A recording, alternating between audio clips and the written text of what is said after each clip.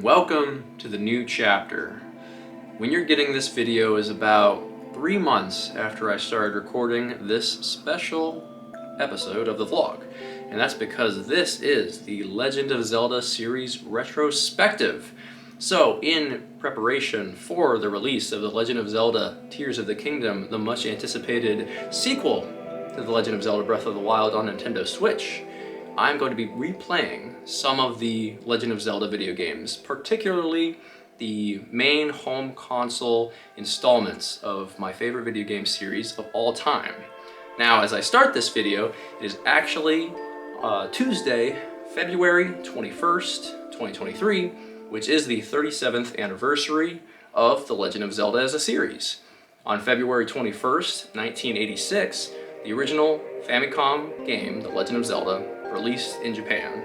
And it would take a while to come to the States and Western territories, but now it is time to revisit that classic first installment. And from clip to clip, I'll be showing a little bit of gameplay and telling you briefly about my thoughts on each game, and linking to some Easy64 reviews that I've done in the past. So, as you can tell, I'm a massive Zelda fan, and it's going to be some good self-therapy to replay through some of my favorite games of all time. So let's celebrate this 37th anniversary in style. Without further ado, let's start with Legend of Zelda on the Nintendo Entertainment System. And oops, did I say NES? Because what I really meant to say is the Game & Watch. So to make this first replay interesting on myself, since I've played the original so many times on GameCube Collector's Edition and other platforms, I'm actually going to be playing on a handheld. So I've broken the seal with my Master Sword letter opener, and I'm obviously going to collect some of the gameplay clips on the Switch, but I figured it'd be more interesting to see if we can play this on a platform that I have not done before. I got this a while back when it came out, and I figured this would be a great way to break it in.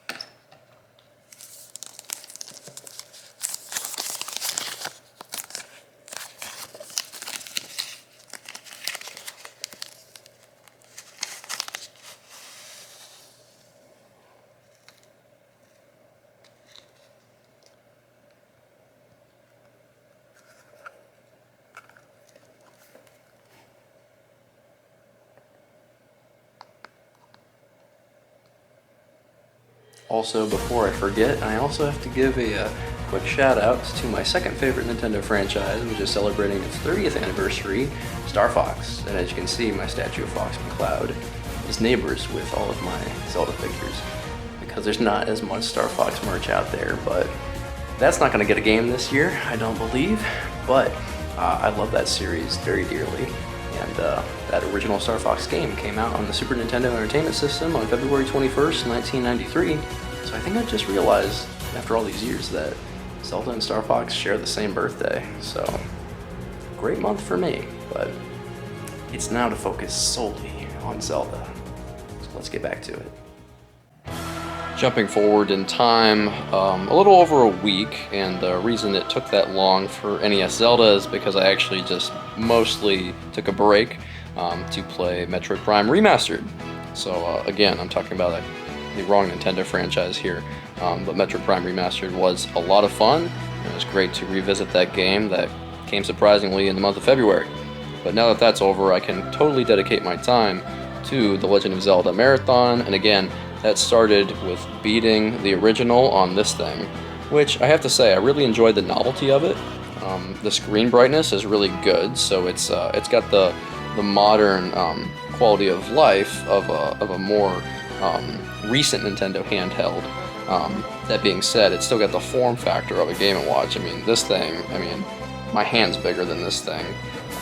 So I definitely felt that in a couple of my play sessions, because I beat this original Zelda game in 2 different play sessions, and towards the hour or 2 hour mark, my adult hands get a little cramped around the D-pad and the buttons, but overall, I've played the original so many times, and it was a cool new experience to play Zelda 1 in this format, and my collector's ambition made me get the Game & Watch, which I have the Mario one as well, so that was cool. But just to talk about the game in general, this is the jewel of the NES, the Famicom. I think overall my favorite NES game is Super Mario Bros. 3. That came a few years later, and I think it is the maybe what people still consider to be the pinnacle of 2D platformers. But if platforming is not what you want, this was the best game on the NES, full stop. It's got the complete freedom and sense of exploration that is honestly come back in Breath of the Wild and the hopefully Tears of the Kingdom as well. Obviously the controls are primitive. You have moving and using your sword, and all other items are on the other button, so there's only so much you can do, but they actually put so much content in this game 37 years ago. And I have a lot of great memories just wandering the overworld, memorizing the locations of dungeon entrances and where to find items, and where best to fight certain enemies, and how to get some of the secret pathways through the Lost Woods or Death Mountain. There's so many really cute things in this game that I can only imagine were even more charming back in the 80s, when you truly felt like everything you did was a discovery. And I can't really recapture that, right? Because I've played this game so much, right? I beat this game at least a half dozen times when I was a kid, because I originally played it on the GameCube Collector's Disc, which had Zelda 1, 2, Ocarina of Time, and Majora's Mask, as well as a Wind Waker demo. So I played Wind Waker as a kid, but then I realized that was being sold at GameStop. So I picked up this Collector's Edition to experience some of those older Zelda games, and that's where I first played Zelda 1, and I would do that all the time. I remember late nights on the weekdays and the weekends, just kind of getting through the dungeons, getting game overs quite a bit. You know, I definitely improved over the years. I only died, I think, 5 times here on this playthrough, so that's not too bad. But definitely that number is way higher back in the day. And it's hard not to die a little bit. There are some enemies that are just really hard to navigate around. The Dark Nuts and Wizrobes in particular. If you don't have perfect timing on the D-pad to juke them out and move back and forth and then just hit them just right, you're going to get beat up a little bit. But combat is not the strong suit of this game.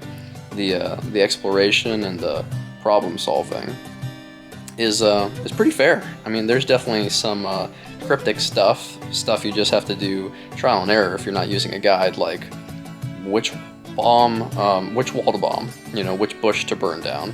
But then there's actual stuff that, you know, there's patterns in the game that you do have to recognize, and you continue to use that knowledge as the game goes onward.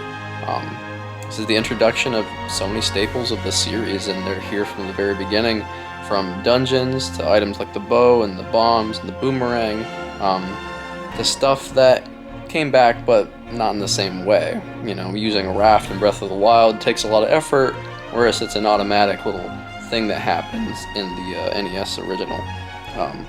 But it's a good game. I still love this game. It's still, I think it's still in my top 100 favorite games, which is high praise, considering I've played many games in my life, and there aren't many NES games that reach that level for me. But Zelda 1 is a great start, and you can see why, along with Mario and Metroid, you know, it's one of those franchises that have changed gaming forever and have kind of become the definition of what its genre is. You know, Mario is to platforming as Zelda is to adventure and exploration, and it's a great game. I enjoyed replaying it. It's got things that annoy me, but you know, that's a given. I have a full review up on the channel if you guys want to check that out. It's from years and years ago when I first started doing Easy 64 reviews, but I think most of my opinions are the same over the years, so, you know, I'm excited to finally move on to the sequel and get to Zelda 2, The Adventure of Link. Because again, I've played that game as a kid, but that game is significantly more challenging, so I've never beaten it. But with the Switch Online feature, I can save state and rewind, and I'm going to be abusing that to hell and back. You know, this game, I didn't even have that feature here in the Game & Watch, but I knew I didn't need it because I could beat the game normally, and dying a couple times and knowing what to do. Zelda 2, on the other hand, is so punishing, and I'm committed to beating it, finally, for the first time, but I am going to cheat. I didn't have to with this game, which you could play. I could play Zelda 2 on this, but I'm not that good. I'm not going to. Also, my hands will start to hurt. So I'm going to play that with a Pro Controller, and I guess the next clip is going to be our little recollection of the Adventure of Link. Jim, did you watch me play Zelda 2? Was it traumatizing? Yes, it was. Yes, it was. Yeah, so me and the baby girl, we did play through Zelda 2, The Adventure of Link. I'll show some footage of that game. It is the black sheep of the Zelda franchise for many reasons. Really, for me, the biggest reason, and why I never beat it before now, is because it is maybe the hardest game I've ever played, period. And I've finished Super Mario Bros. The Lost Levels, and some other hard NES games, and hard games in general, but Zelda 2, The Adventure of Link, is so brutal, cruel at times, NES hard. It is just crazy. I only survived by religiously following a walkthrough on Zelda Dungeon and abusing the heck out of the Switch Online rewind feature. Without those two things, I would have lost my mind. The controller would have been thrown out the window, and it would have taken me all spring and summer to finish the game the way kids had to do it back in the late 80s. Thankfully, it's on Switch Online, and you know, that is really what inspired me to do this at all. It was one of the only Zelda games I had never, you know, finished. I had played it and, you know, had dabbled a little bit back in the day, because it was on the Zelda Collector's Edition, just like the original. But man, I knew then it was too hard, and it still kicked my butt. Even with the rewind feature, you still have to learn the enemy patterns, the dungeon layouts. Link is side-scrolling in this game, and so combat is very different. You have to use your different sword thrusts and jabs and new ways, and the enemies are all faster, more aggressive, and more agile than you are. And they have more health than you do too. So you can imagine that that's a bad combination, and made the game really, really hard. I mean, there's a huge difficulty spike even just after the first dungeon. The first dungeon's doable without the rewind, and I think you can get through that. I think I did as a kid. But after that point, you have to go through Death Mountain, and there's just so much attacking you. And if you game over, lose 3 lives, you have to go back to the very beginning of the whole overworld map, and it's difficult. It's a crazy, crazy hard game. So the challenge was certainly there. Overall, I'm still glad I experienced it, even if I did cheat to hell and back. I spent 8 hours playing this game, so it still took me some doing. It wasn't easy, regardless of the rewind feature, and there are some good parts of the game. It's unique. It's a 2D side-scroller most of the time. You know, during combat and exploration of dungeons, it's a 2D game. And then it is an RPG. You know, you actually level up your attack, magic, and health stats. And that is a huge, difference. You level up some stats in Breath of the Wild and whatnot, but this was actually going in a totally different route from the original game. And the next game, A Link to the Past, continues with the overworld exploration top-down of the original. I'm glad that they did not continue with this format for future entries in the Zelda series, but maybe they'll revisit it someday and do it a lot better, because the game can just be unfair a lot of the times. It was still kind of nostalgic for me. I do remember the title screen music very fondly from playing that as a kid, because that's about what I could handle. And it's got good sprite work, and it's not a bad game, but it is brutal. So if you're into that, if you think Zelda games are just too easy, you can go back and play this one, because it is known as one of the most challenging experiences that Nintendo's ever directly developed, if not the hardest. There's some other ones like Kid Icarus on NES, but this is brutal. This is insane. I don't really have much else to say other than that, other than I'm glad I got through the 7 dungeons in Zelda 2, and I defeated Dark Link, which, yes, you can cheese the fight with him very, very easily. And yeah, they do introduce some elements that were carried out narratively throughout the series, like the Triforce being 3 parts instead of just 2 like it was in the first game. The Triforce of Courage is what Link obtains at the end of this game, and there's some enemy types and whatnot that do appear again later in the series, so it's all part of the same world. It's the same Link as the original. There is a continuity here, but a lot of the other game design elements they didn't necessarily carry over, and that's for the best, because Zelda 2 is incredibly, incredibly hard. It made me sad. It was painful. However, next it is on to Zelda games that really have just already, we're entering into some of my favorite games of all time. We're going to the Super Nintendo Entertainment System for the 3rd Zelda game, A Link to the Past, and it's been a long time since I've revisited this, so I'm excited to do that. Without further ado, we'll fast forward a few more days. And already, another Zelda game finished for what is probably the 12th time or something. Yes, The Legend of Zelda: A Link to the Past is a childhood favorite. I actually beat it in one day. Today, Saturday, March 11th. So that was a blast, and it was actually the first time I had ever shared the game with Colton, so it was kind of a new experience for him, and the revisit of a classic for me. Now, my story with A Link to the Past is kind of interesting because I never had it when I was really little. I played through the N64 and GameCube titles before I had an interest in wanting to pick up some games from yesteryear that I had missed. So thanks to my loving parents, they actually picked up several Super Nintendo titles on eBay and whatnot, and one of those was A Link to the Past. I believe that was Christmas 2009 or something like that.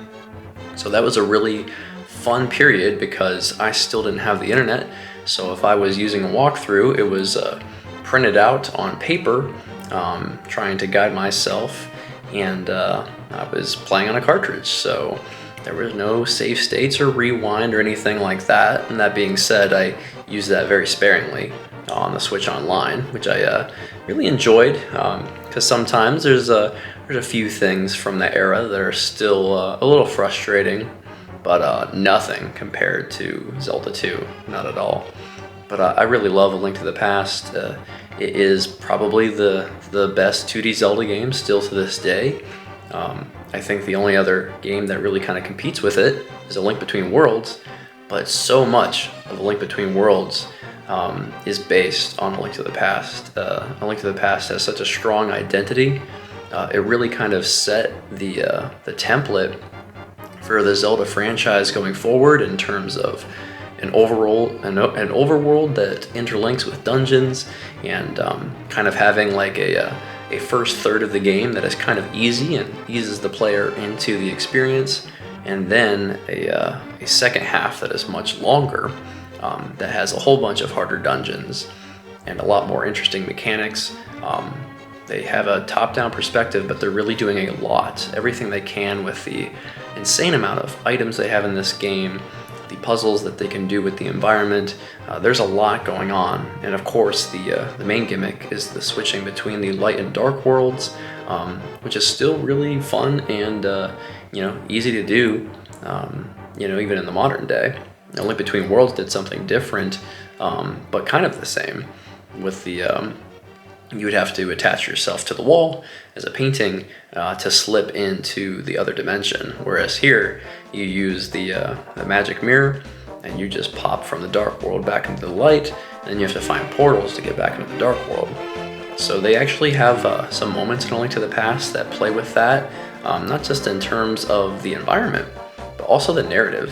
Some characters are warped in the dark world, and this is the first Zelda game that actually feels like it has some focus on the narrative that was more than just like, a thought for an afternoon of like, okay, get the Triforce, save the princess, defeat the evil monster. There's more going on in this game, and there's a prologue that talks about a great war and how the Triforce is sought after because of the wishes it can grant the user, and all of that kind of lore and that actual motivation for Ganon is kind of established in this game. And Zelda is also not in this game very much, but she has a lot more to do than just show up at the very, very end. In fact, the game has a great opening in which you control Link and help rescue Zelda, which doesn't last very long, but it's there and it's a good cinematic start. It's very strong for the SNES era. This is also the first game that introduced the Master Sword, which has been taking a beating in the Breath of the Wild era. Looks like it's going to be even worse off in Tears of the Kingdom.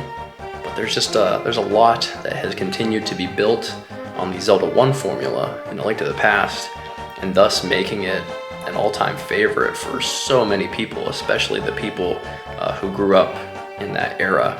I didn't, that game came out here in the States 4 years before I was born, so like I said, I actually picked up A Link to the Past after I beat Wind Waker, Twilight Princess, Ocarina of Time.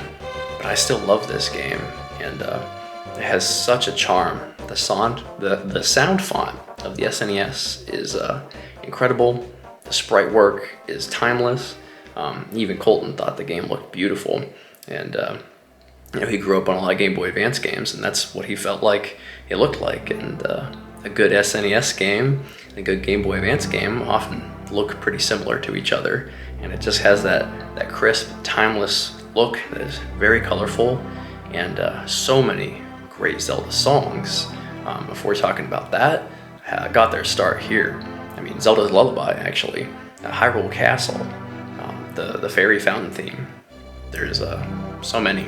And then the iconic tracks that really make this game stand out, like Dark World and the Hidden Mountain, and the Prince of Darkness. There's so much to love in A Link to the Past.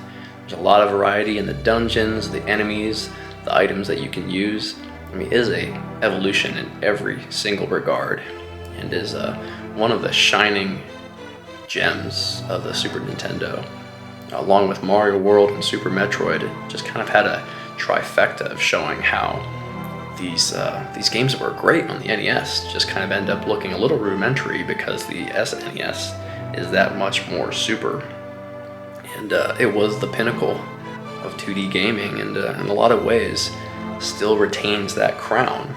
And you can see that some of the other games that we're going to be talking about here shortly kind of drew from A Link to the Past in terms of a narrative base, and then also how they evolved the gameplay from 2 dimensions into 3 dimensions. So we're not going to be playing every single Zelda game because there's almost 20 of them, and I don't have time for that. But we're going to focus on the games that are all about Link, Zelda, and Ganon. And so we're going to skip past Link's Awakening on the Game Boy, which got a Switch remake as well. I've played both versions, and it's a great game. But it is now time for The Legend of Zelda Ocarina of Time, and I'm going to be replaying it on the 3DS. So this will be Ocarina of Time 3D. Colton actually beat Ocarina of Time for his first occasion on the N64 original on Switch Online back in December 2021. So I just recently saw that version of the game, and it's been a while since I whipped out my 3DS, and we're actually going on a trip, which is going to be a vlog that is out by the time this video is out, to see Colton's family in Texas here in the middle of March. But that's a great time to have a handheld gaming system and one of the all-time greatest adventure games with me on the trip. So, I guess we're going to be talking about Ocarina of Time next. And we're back. And I'm trying desperately to find different angles and backgrounds to make this video a little bit more varied in the aesthetics. So there's a lot of amiibo behind me, and I am wearing a Zelda shirt to commemorate the fact that even though it is now April and I'm losing the amount of time that I have to do this marathon, I just now beat Ocarina of Time. And I beat Ocarina of Time on the 3DS because it's kind of the best way to play it. I'm kind of a console purist in the sense of playing games on a TV. But if I'm being real with myself, the 3DS is a great system. And in 2011, they did the first of many 3D Zelda game remakes and kind of launched the 3DS with Ocarina of Time 3D. And it is a great way to play that game, and so I figured it was now time to revisit that version as the best version, and definitely the most pleasing to look at, because the one thing about the Nintendo 64 that may not be timeless is the polygonal look, even though I still like that to this day.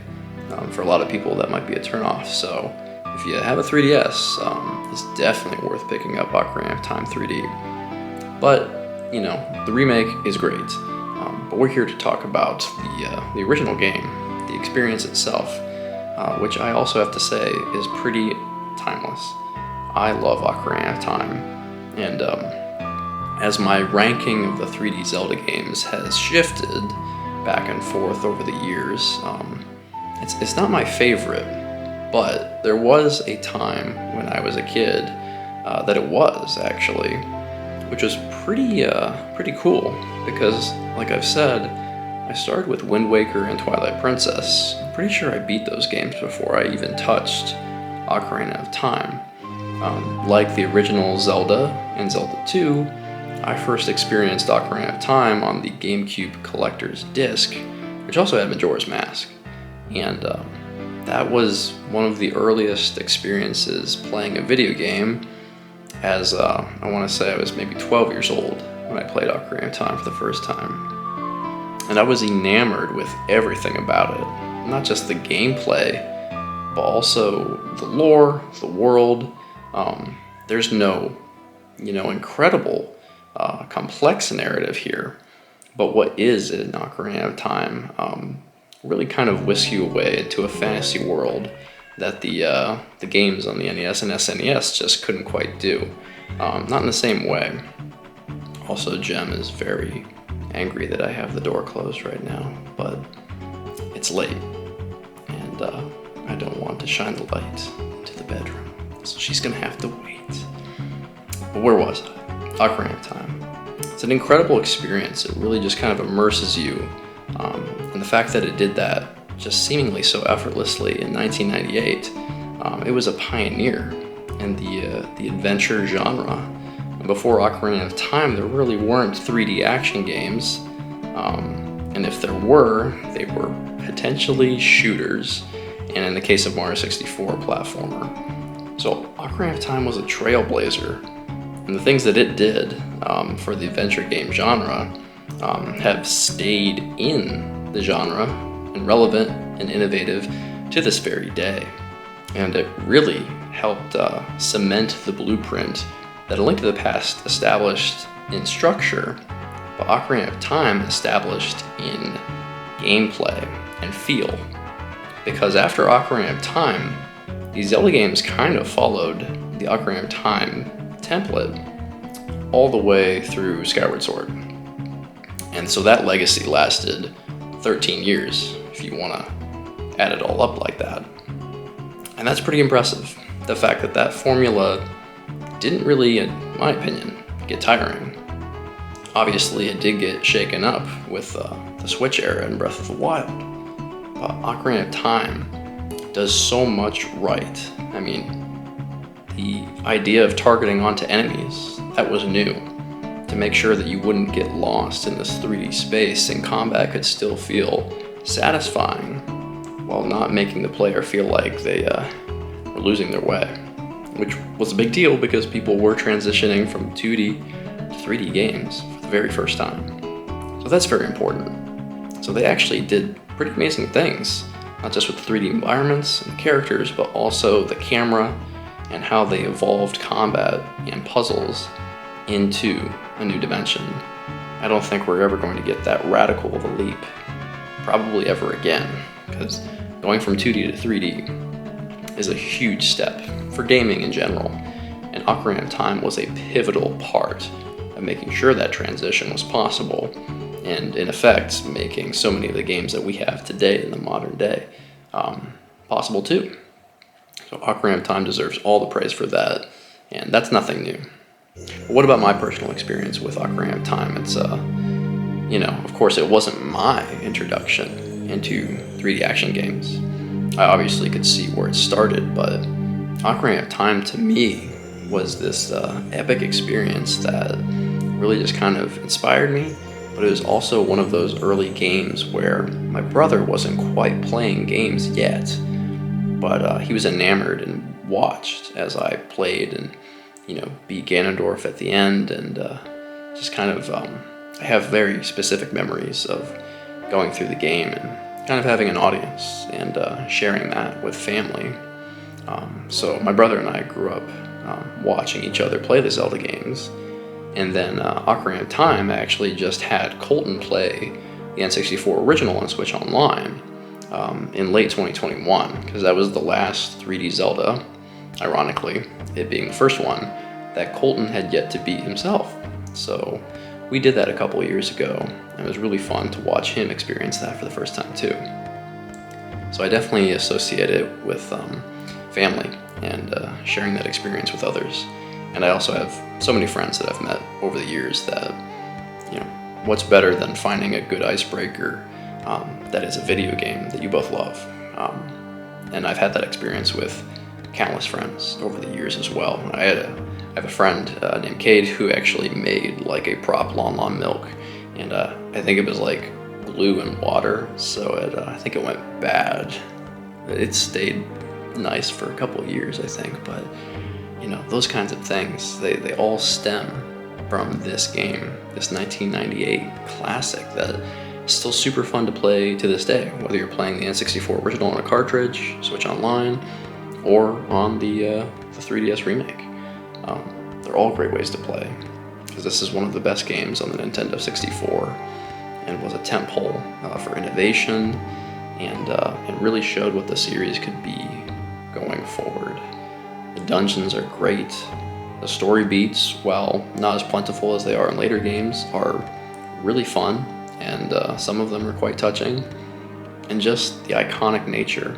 I mean, everything from Ocarina of Time is iconic, so much so that the Ganondorf design from Ocarina of Time is what they used in Smash Ultimate. I mean, Sheik is a fan favorite, and obviously there's a pretty famous spoiler there, but just in case you're the one person living under a rock that doesn't know the identity of Sheik, I won't spoil it for you here. But all these kinds of things got their start here.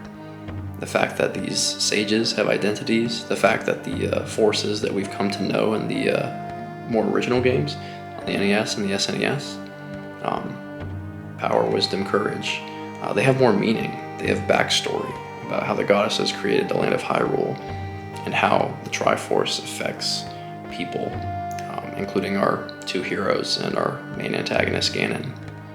And it really kind of delves more into the lore there. And also, this was really the game that showed how important having a musical instrument was. You do fast travel with flutes in the first 3 Zelda games, and there's a lot of instruments actually in Link's Awakening. Every main collectible is an instrument. However, the ocarina, which is in itself a flute, is special. It's iconic, obviously, it's in the name of the game, but basically every Zelda game after, in some way, has music as a core to the identity in that, and I think that's really cool, and that kind of started here as well. So, you may be asking, am I done gushing about Ocarina of Time? I think I am. Music, obviously, incredible. There's so many iconic songs. Shout out to the Spirit Temple song that got me through a lot of work on my computer today, because I listen to Zelda music anytime I can to kind of just pass the time and help me focus. But yeah, everything about the game is great. And it's been 10 minutes, so I should stop talking about Ocarina of Time, because we are only halfway through the Zelda marathon. I'm at a point where Tears of the Kingdom is less than 50 days away. And it's early April, and spring has been busy. And so I kind of have to cut a couple planned games out of my marathon. So I've already played 4, Zelda 1, 2, and Link to the Past and Ocarina of Time. Now, as you'd imagine, Majora's Mask would be next on the list. But for this particular marathon, and again, I will replay Majora's Mask 3D most likely in the future, I want to focus on the games that are all about the cycle of conflict amongst Link, Zelda, and Ganon. And Majora's Mask is not that. Majora's Mask is a weird sequel. It's a good game, but it is also, if I'm being honest, my least favorite by far of the 3D Zelda games, and I don't necessarily have an itch to replay it right now. You know, there are some things that, I've talked about this in other videos, that annoy me about the game and stress me out, including the time limits and time travel and all that fun stuff. And definitely the superior version is the 3DS remake, because it kind of takes some of that anxiety out. If you're a purist, you may prefer the N64 original, but I digress. So I'll be skipping Majora's Mask. The only 2 Zelda games I've never played are Oracle of Ages and Oracle of Seasons. Those will be put on Switch Online sometime this year, so that's going to be a future thing. I eventually will finally get through those games. But once you get through those, and the 4 Swords Link to the Past bundle that was on GBA, we do reach The Legend of Zelda, The Wind Waker, and I will be playing the HD version on the Wii U, because for some reason that has not yet been ported to Nintendo Switch. That's okay. I keep my Wii U hooked up, and apparently this is one of the reasons. So, very excited about the Wind Waker HD. And before we do that, I may have, if I can manage it, a little musical surprise for you.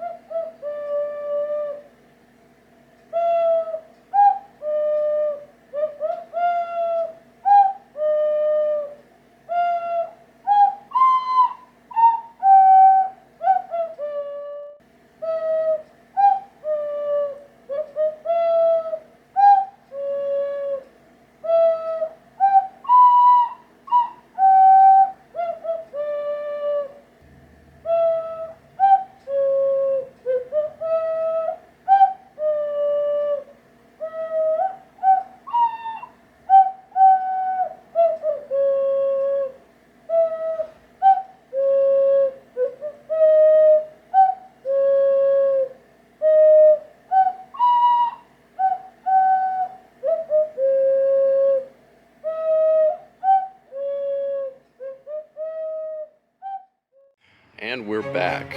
It's time for another Zelda game retrospective, and as I had mentioned, it was going to be time for the Wind Waker, specifically the HD version released in 2013 on the Wii U, which really is the best way to play the game. Obviously, I grew up on the GameCube original, and in fact, that was my very first Zelda game.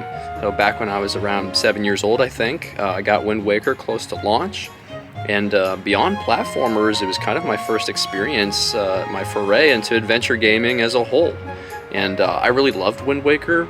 I always loved the art style. I didn't have any hang-ups on that because I wasn't a fan before then.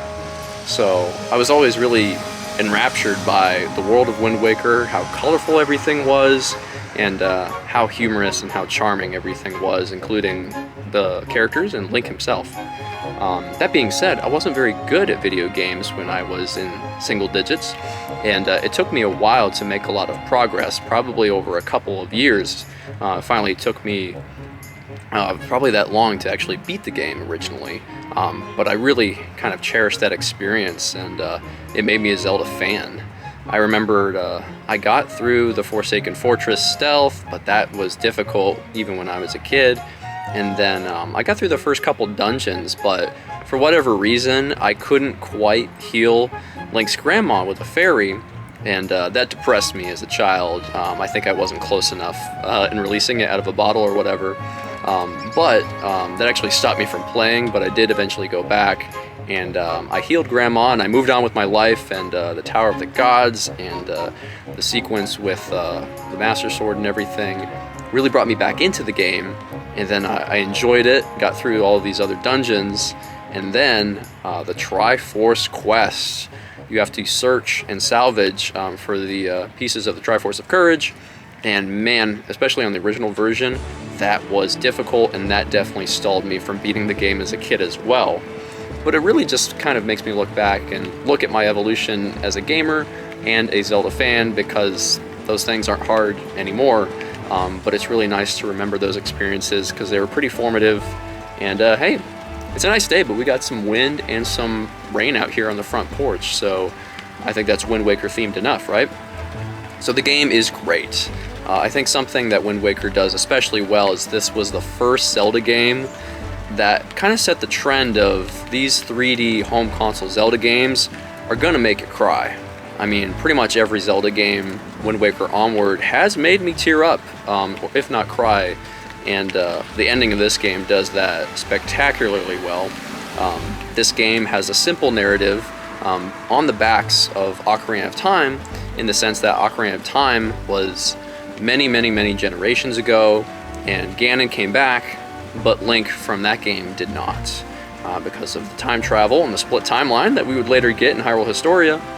And so that sets the groundwork for why Hyrule was flooded and became the Great Sea, and made a completely different type of world, with boat traversal being the main way you explore the land instead of riding on horseback, which I prefer. I do prefer riding on the King of Red Lions versus horse. I just think it's a very beautiful, scenic, escapist kind of mode of traversal, and the freedom that it gives is really great.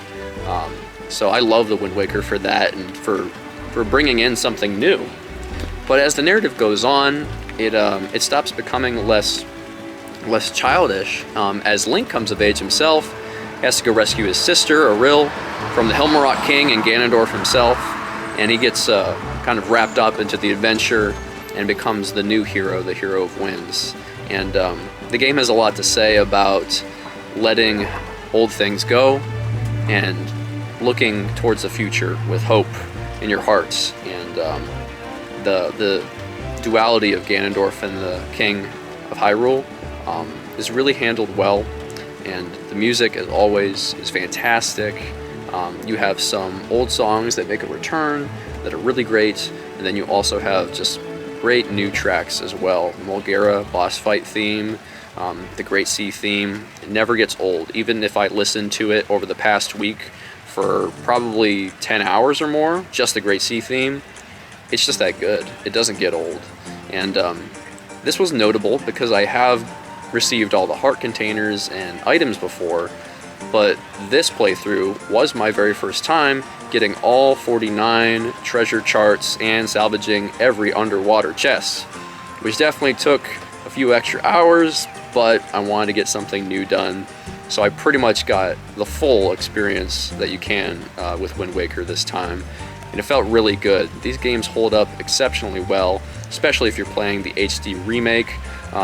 We can make fun of the Wii U all we want, but it does have the best versions of Wind Waker and Twilight Princess to this day, and even if they get ported to Switch, that may still be the case, because I can't tell you how many times I consulted my sea charts and the overall map of the Great Sea on the gamepad while I was sailing on the TV. And being able to do that simultaneously is just an incredible relief. And so I love doing that. I love having your item inventory on the gamepad as well. And later Zelda games don't have as many specific items, and they have better systems of navigating through item selection. But Wind Waker and Twilight Princess, man, they have so many items. And so having that readily available on the gamepad is awesome. The only bad thing about the Wii U version is that now that the Wii U is over 10 years old, it does not retain a charge. Like after an hour, I have to have the AC adapter plugged into the gamepad, or else the system will turn off, the Wii U will die. So that's one thing I don't love about the Wii U. Maybe if we get a Switch port someday, we could get a peripheral that would have like a little tablet that will be constantly charged and plugged in, and you could consult your inventory and maps on that.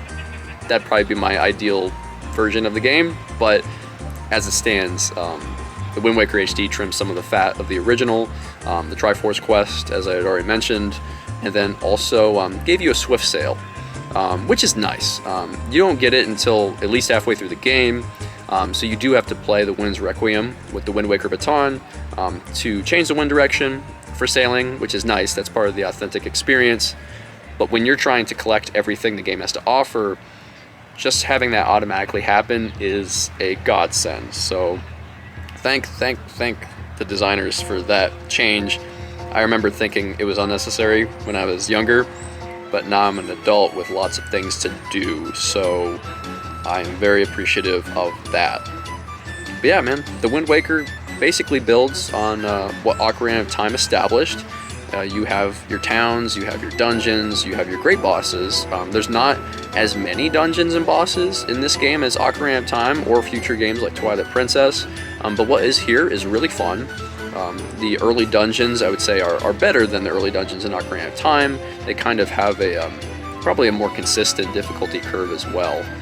So I think this is probably the better Zelda game for beginners, especially if you want to try a more traditional Zelda game instead of Breath of the Wild, which can get pretty difficult at times. So I think the Wind Waker was a great first Zelda game. And it's not anymore, but it used to be my brother's favorite because of how charming the world and characters were. And I got him a Wind Waker baton, I think, in 2016 for Christmas. That was always a fun experience to kind of bond over Wind Waker, and Ryan was always Toon Link in Super Smash Bros. Brawl, and I'd be the other normal Link. But Wind Waker is really important to the Zelda, pantheon, because it established an art style that is very unique and stuck the test of time. I mean, you have other game on the GameCube, Four Swords Adventures, which was top-down, but still kind of retained that toonish, cel-shaded kind of look, even if not in quite the same way, which was a multiplayer Zelda game that we've actually played on the vlog with some friends. It's hard, and I'm not going to be revisiting that, but that was the next release after Wind Waker.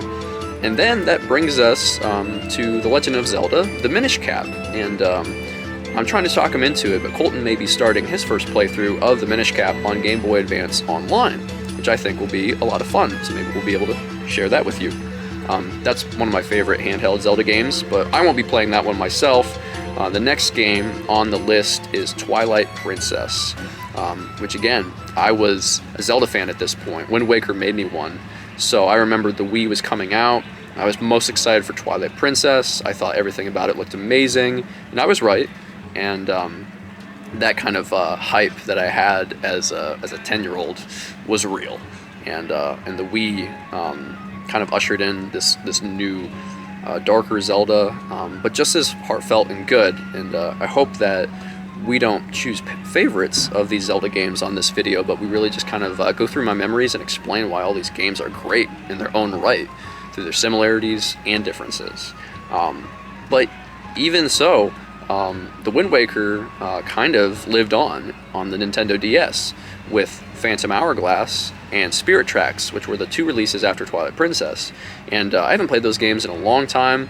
They are completely controlled by the stylus on the DS. And Ryan actually just finished Phantom Hourglass for his first time, clearing out a Zelda backlog of his. And it's fine. you know, Phantom Hourglass is good. It has the same characters, the same Link, the same Tetra that are in the Wind Waker. So if you like those characters, that is a game. You know, if you had the time, you could have gotten those on the DS Virtual Console and the Wii U, but that is now closed. So hopefully Switch Online can bring some DS games in the future. And then Spirit Tracks actually continues the timeline, and they find a new Hyrule. After the events of the Wind Waker, they establish a new land of Hyrule, and their descendants are the Link and Zelda that you control in that game. So there's a whole Toon Link dynasty, if you will, which I think is pretty darn neat. And the Wind Waker, you know, for all of its haters back in the day, I think they're all gone now, and we can look at the Wind Waker as a very memorable, unique outing that, for me, just barely edges out Ocarina of Time in terms of how much I love it, but it's got that special sauce and that heart that I really adore, and it was a blast to play through again. But now it's time to go back into the world of Twilight Princess, and again, a game on GameCube and Wii, and then later re-released in an HD format on Wii U in 2016, so I will be playing again on the gamepad. So I will see you in the next clip. Just from this room. The clock is a checkpoint. Yes. Oh, so as long as you have lives, you're good. So we're here. We're hanging out with Freddy. He hasn't been on the vlog in a while. What's up? What's up? Long time no see. He's trying out Klonoa for the first time. There's a lot of wahoo going on. Oh! Damn! I got that on tape, man! You got it. Woo! I'm so proud of you. Oh. We just needed to film, apparently, and you were getting it. Oh, no, you gotta do it over lava. And they're all like same hot. It's only gonna get worse. Yeah. I mean, okay, so Freddy played the first level of this game and then was like, I can do the hardest post-game level, right? Yeah. And I'm like, you can sure try. And here we are. Here we are. I haven't filmed Freddy playing a video game since, like, Super Mario World. Oh, Jesus. Oh, Jesus. Oh! Just do it fast. Just do it fast. So hit this one. Nope, you gotta hit it and, like, land on the other one.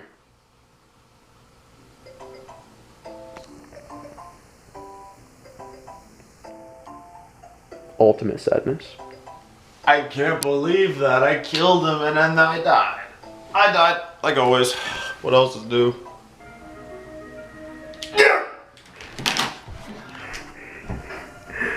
No! No! I thought maybe me filming your triumph. Oh my god. I thought maybe that would do the magic. I didn't know you were filming me. I thought that was going to be the magic that would let you win. Freddy, what game do we buy? Funky Kong Country. Funky Kong Country Tropical Freeze? Tropical Freeze. Hell yeah. I'm not gonna be able to get those coins, I'm telling you. You don't okay, need you them. don't need them. Screw the gems. Actually, you did pretty good. That is a face of shit. Oh, you almost had it. Pure concentration, though. You're getting in the rhythm. You are getting into the rhythm. It is it's almost like a rhythm game. It's really just like rhythm. Well, when you put it that way, I'm terrible at rhythm games. that makes sense. All makes sense now. Oh, Klonoa's burning. Don't let Cat Rabbit Boy burn, please. Is that what he is? Basically. I guess I Something don't know. like He is like, he's his own thing. Okay, watch out. I just gotta focus. That's all. See? When I start Yeah, talking, see? when I start talking, I don't. Yes, talking about focusing does not help you focus. Oh, man. Mine never matters when you're watching. Cue the clip of Donkey Kong Country freakouts from 6 years ago. I just gotta pretend this is Donkey Kong Country and I'll beat it. No, I don't think so. Actually, yeah, that's the worst. That made you angry. Those clips were not happy clips. We started at 45. Oh, man. Yeah. A nice little Zelda intermission for you all.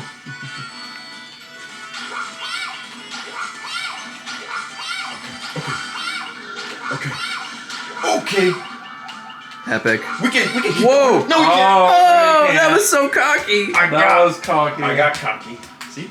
This game teaches you patience It does. and It does.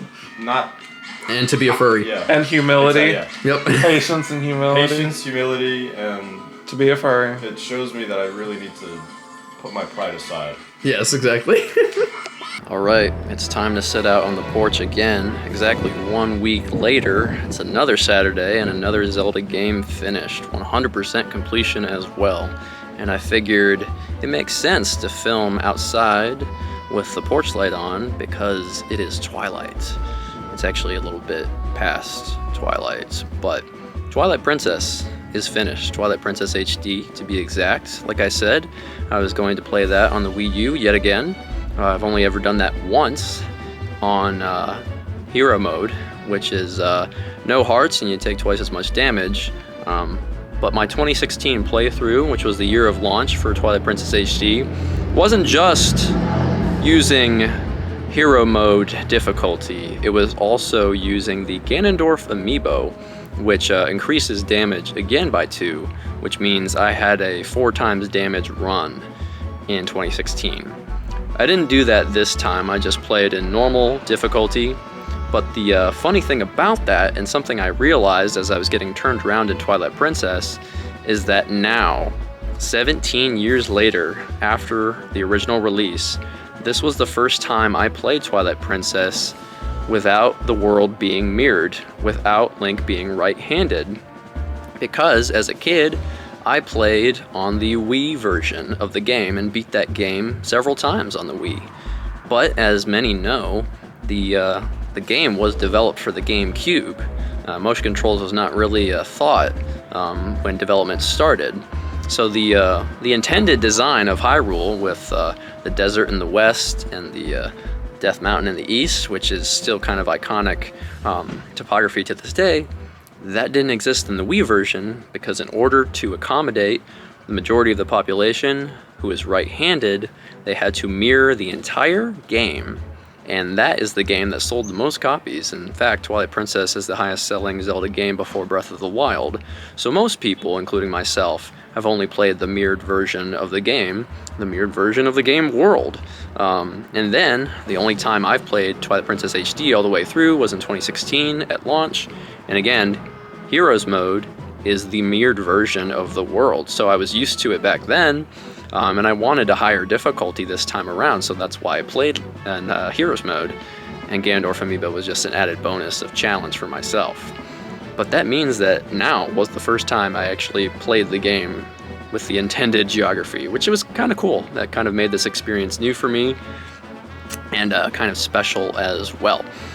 So that being said, that was really the only major difference. I did 100% the game before. I got all 60 Poe Souls, all 50 stamps, all 24 golden bugs, and of course every piece of heart as I've been doing.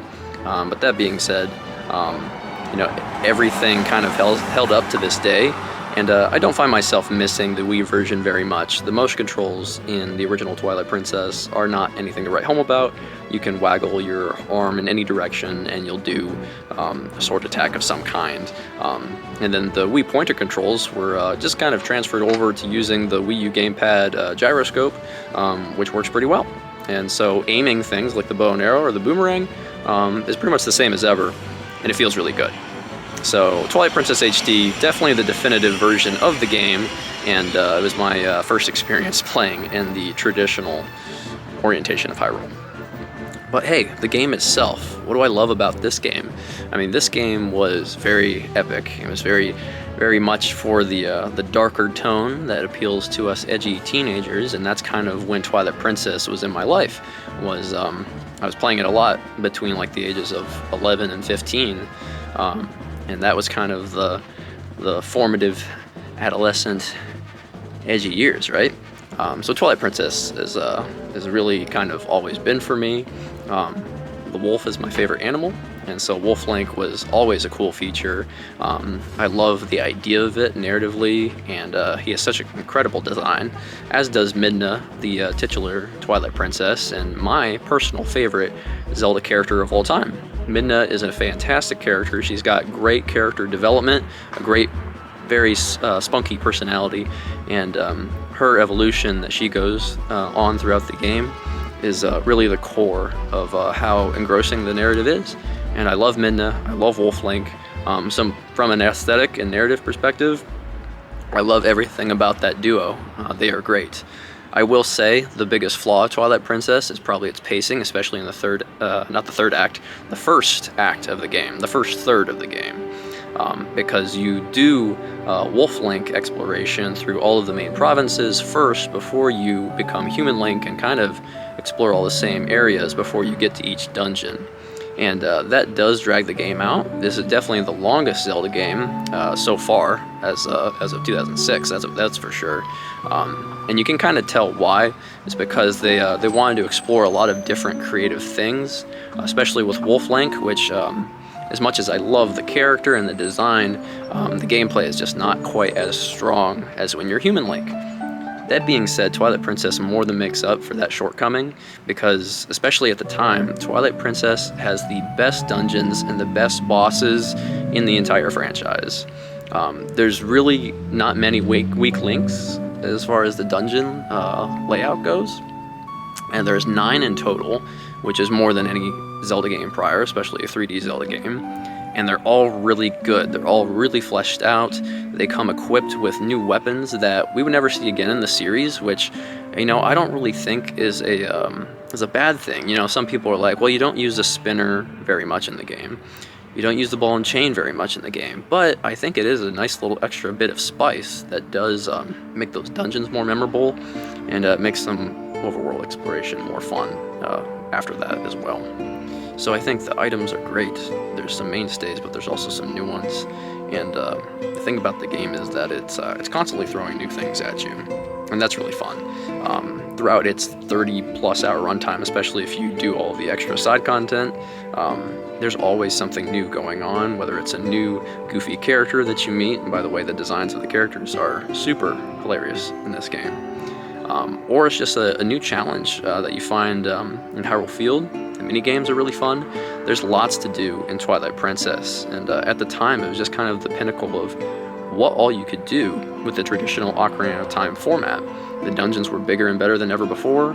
Instead of 1 Hyrule Field, there's like 5, and you get to explore all of them, and the horseback riding has been fine-tuned as well, and I think I actually prefer horseback riding in this game rather than Breath of the Wild, actually. Breath of the Wild has so many other things going for it, so I think this game actually takes the crown in that department for me. So yeah, the gameplay is incredible. The puzzles are fantastic, and some bosses that really stick out to me are Stalord, the fossil kind of dragon, in the Arbiter's Grounds, which is also just a great dungeon overall. The City in the Sky, you get to fight a dragon. The multi-tiered Zant boss fight in the Palace of Twilight is fantastic. And just the suite of final bosses that you get to do at the end of the game. You get to fight Ganon in like 4 different forms, and it is something else. This is just a textbook epic finale, probably the best in the series thus far, as of 2006. And this was just a great way to bring in the Wii system. You had the Wii Sports for casuals, but you had Twilight Princess for the Nintendo fans who have been with them for so long, right? And Twilight Princess, I think, still holds up to this day for many reasons. The music is incredible. Midna's Lament is a fan-favorite song, and Courage, after you save Colin from King Bulbin. There's so many great cinematic moments in this game, and they're not really focused that much on Zelda or Ganondorf. Most of the great moments come from either Midna or Link himself. I think this particular Link is a very strong character as far as silent protagonists go, and I love this boy. He was best boy, and he's furry boy too, so you gotta represent and gotta love that. So yeah, now, is it as timeless as something like Wind Waker? Begs to differ. They definitely did a lot of texture work in the HD re-release, so it made the game look a lot brighter, I think, and a lot more detailed.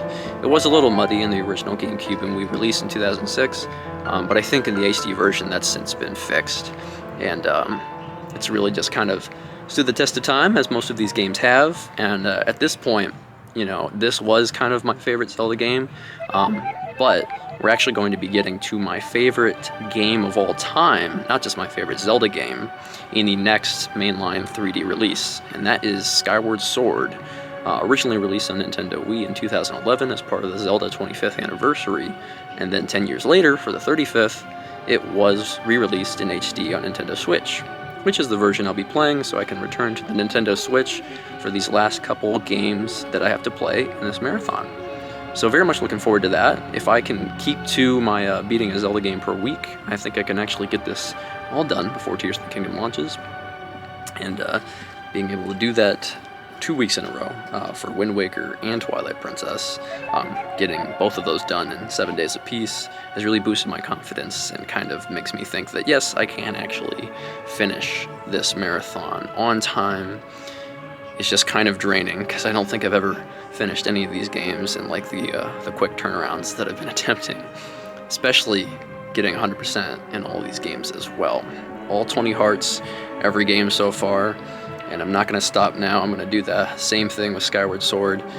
But as I said, that is my favorite game of all time, and you're going to learn a little bit more as to why.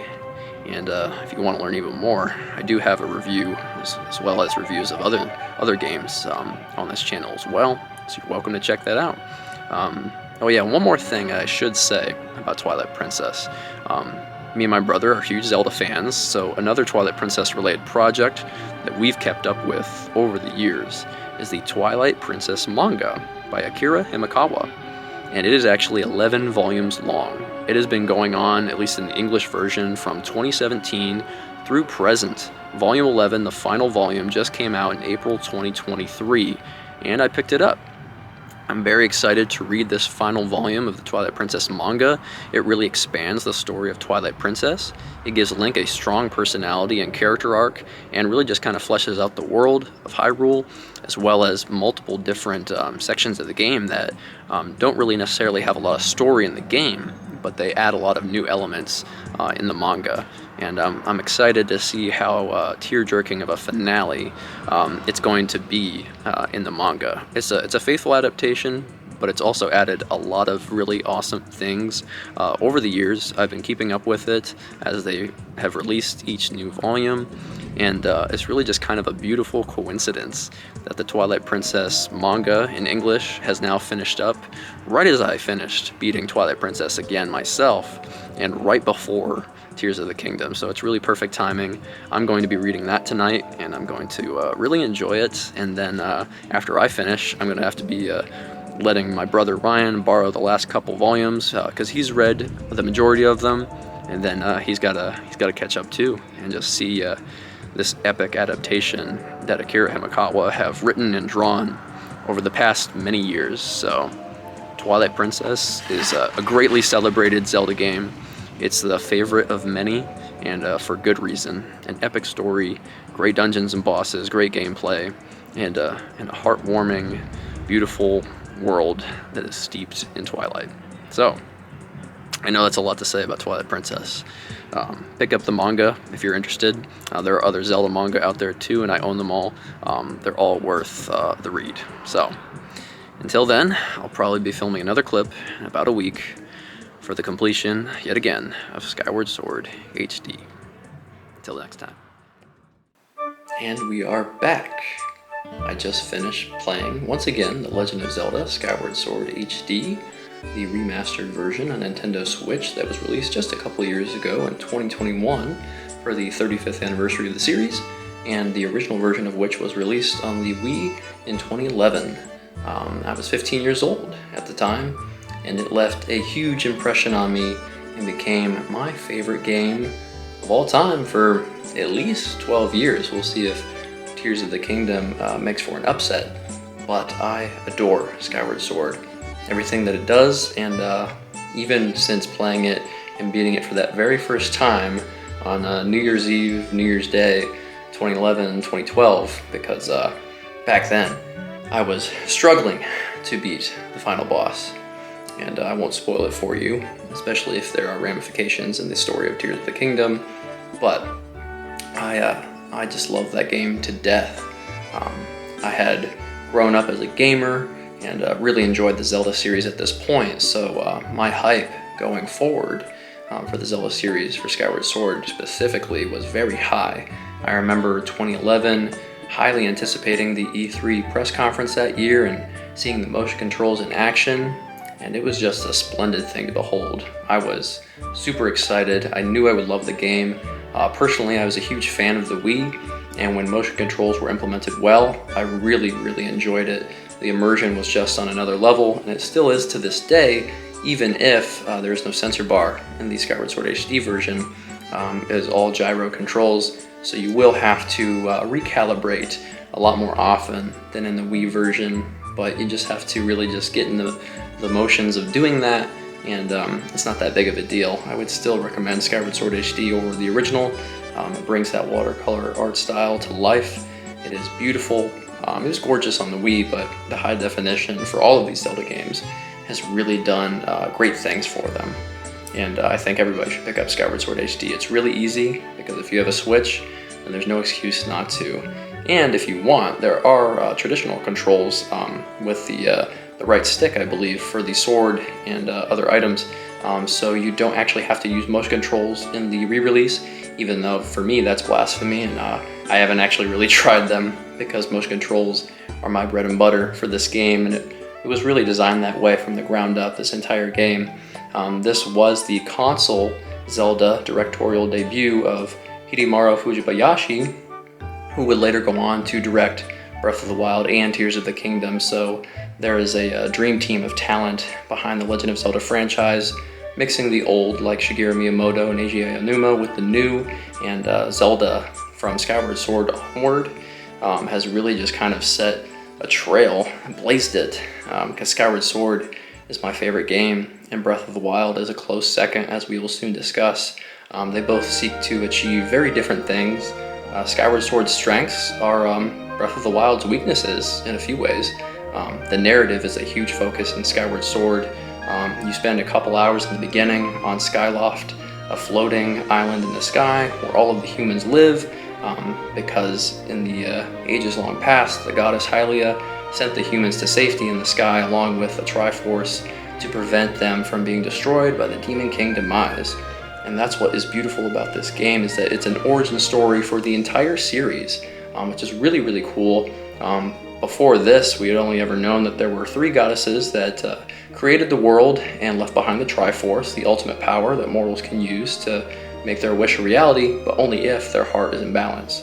And this gave more of an origin beyond that, talking about very large-scale forces like the light in Hylia and the evil in Demise, and how that was a war that was fought, and how that there were things plotted to make sure that Demise would not be revived in the future. And part of that plot is Link being the chosen hero, and Zelda being the goddess Hylia reborn. But they're also just friends that grew up together in childhood.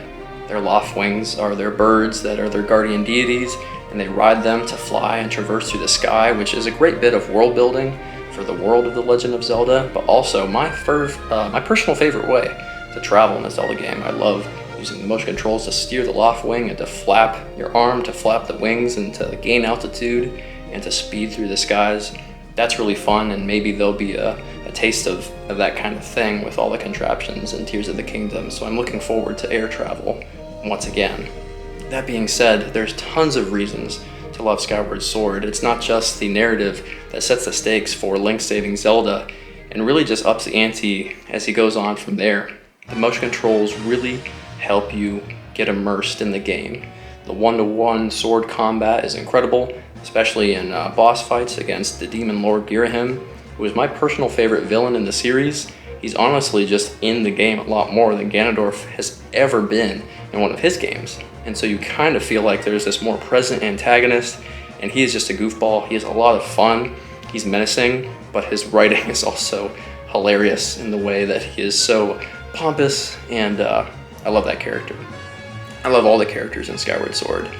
Fi is definitely not the best companion of the bunch in the 3D Zelda games, but she is a spirit of the Master Sword, and she has a little emotional arc in which she kind of grows to understand the human spirit and the spirit of the hero. And you get to be that hero, and the motion controls seek to immerse you more than any other game that I've ever played ever really has in that respect. Obviously, I love the game. I got the poster of Skyward Sword HD, which was a pre-order bonus for HD back in the day. It's It's a beautiful poster. And then also behind me is the Surface World map of Skyward Sword, which I believe I got with the Collector's Edition Player's Guide back in 2011. There was also Hyrule Historia that year, the first Zelda 3D remake of Ocarina of Time 3D. So the 25th anniversary year was a great year for us Zelda fans, and I really enjoyed my time with Zelda that year. And almost every year since, we've had some sort of Zelda release. And it's been a great journey. And then some of my favorite items in Skyward Sword. The Beetle, which is a contraption that you can fly and control from far away to collect items and hit switches. That's a blast. Before this game, nothing ever felt as good as firing the bow. The bow in this game is great. You also get to throw and roll bombs. There's the claw shots like there was in Twilight Princess. And the whip. The whip is a fantastic weapon. You can lasso enemies, but you can also, rip things off of other enemies. And you can also just kind of whip around like Indiana Jones. I don't know if it's my favorite, but one of my favorite bosses in the game, Koloktos, the ancient automaton in the ancient cistern, is amazing. In this boss fight, you get to whip his arms off and then use his giant swords against him. And it is one of the most invigorating gameplay experiences ever. The boss fights in Skyward Sword are top-notch. They're still my favorite in the series to date. The duels with Girahim, that fight aforementioned with Koloktos is great. You fight Tantalus, which is a giant sea monster, and the whole sequence of shooting the bow against it is fantastic. And there's many other great bosses as well, including the final boss of Demise in the sky. And then the dungeons. The dungeons are some of the best the series has ever seen as well. I have a couple personal favorites, including the Ancient Cistern. Koloktos is the final boss, but there's also a lot of really cool things going on in this dungeon. You get to alternate between the above ground and the hellish underworld, and that beautiful environment and the disparity between what it looks like down below is really effective. But then there's also lots of very traditional, satisfying puzzles that will make you very excited when you finally achieve the right answer, and it just all kind of meshes together in a perfect gameplay flow, which is really what it's all about. The Sand Ship is another dungeon that does that really well, in which you use time travel to switch the environment around and to make certain things possible, whether it be in the past or the present. And the really cool thing in this game, and probably just throughout the entire thing, is that so many of the puzzles use time shift stones, which trigger the environment to become in a past state instead of the present. So it's this desert in the present, but it's full of life in the past. And so you can hit these statues, you can hit these stones with your sword, with your arrows, and trigger so many things. You can bring some of the stones with you, which changes the environment. And I would really love to see something like this come back. It's some of the most satisfying puzzle solving in the Zelda series, and you can traverse a whole ocean with a boat that uses this time shift stone, and you get to see the ocean kind of go back in time before you as you travel, and it's something truly, truly special. So there's great moments, there's a great narrative that's very impactful, very emotional. The dungeons and bosses and motion control gameplay are incredible. As I said, I love the art style. The watercolor palette really did great things, and it made the original Wii version look good, and it also just looks great in HD. And I would be remiss if I didn't mention the music. This was the first full orchestrated Zelda soundtrack, and it's probably still my favorite overall Zelda soundtrack to date. There's the obvious ones like the Ballad of the Goddess and Girahim's theme, but there's also maybe less notable tracks that I find just as good, like Gate of Time, or Fee's Gratitude, or the boss battle music with Koloktos. And then there are renditions that haven't really been topped since, like this game's version of Zelda's Lullaby and the Fairy Fountain theme. There is so much great music in this game, and you're missing out on one of the best Zelda experiences to date. If you haven't played Skyward Sword, I highly, highly recommend it. And not just do I have memories of playing it in high school when I was 15 years old and struggling against Demise and finally beating him on New Year's Day 2012, and I was so excited. But beyond that, I have had other great memories. I finally did a hero mode playthrough a couple years later, and then a few years after that, I finally 100% completed this game. And then in 2019, I had Colton play this game on the Wii, because I really wanted him to play my favorite game of all time, and Colton really enjoyed it. a few years ago. And then, just 2 years after that, in 2021, the HD version came out, shortly after we got married. So I got married, and then played the new best version of my favorite game. And that was a really splendid time. And then I played the hero mode of that.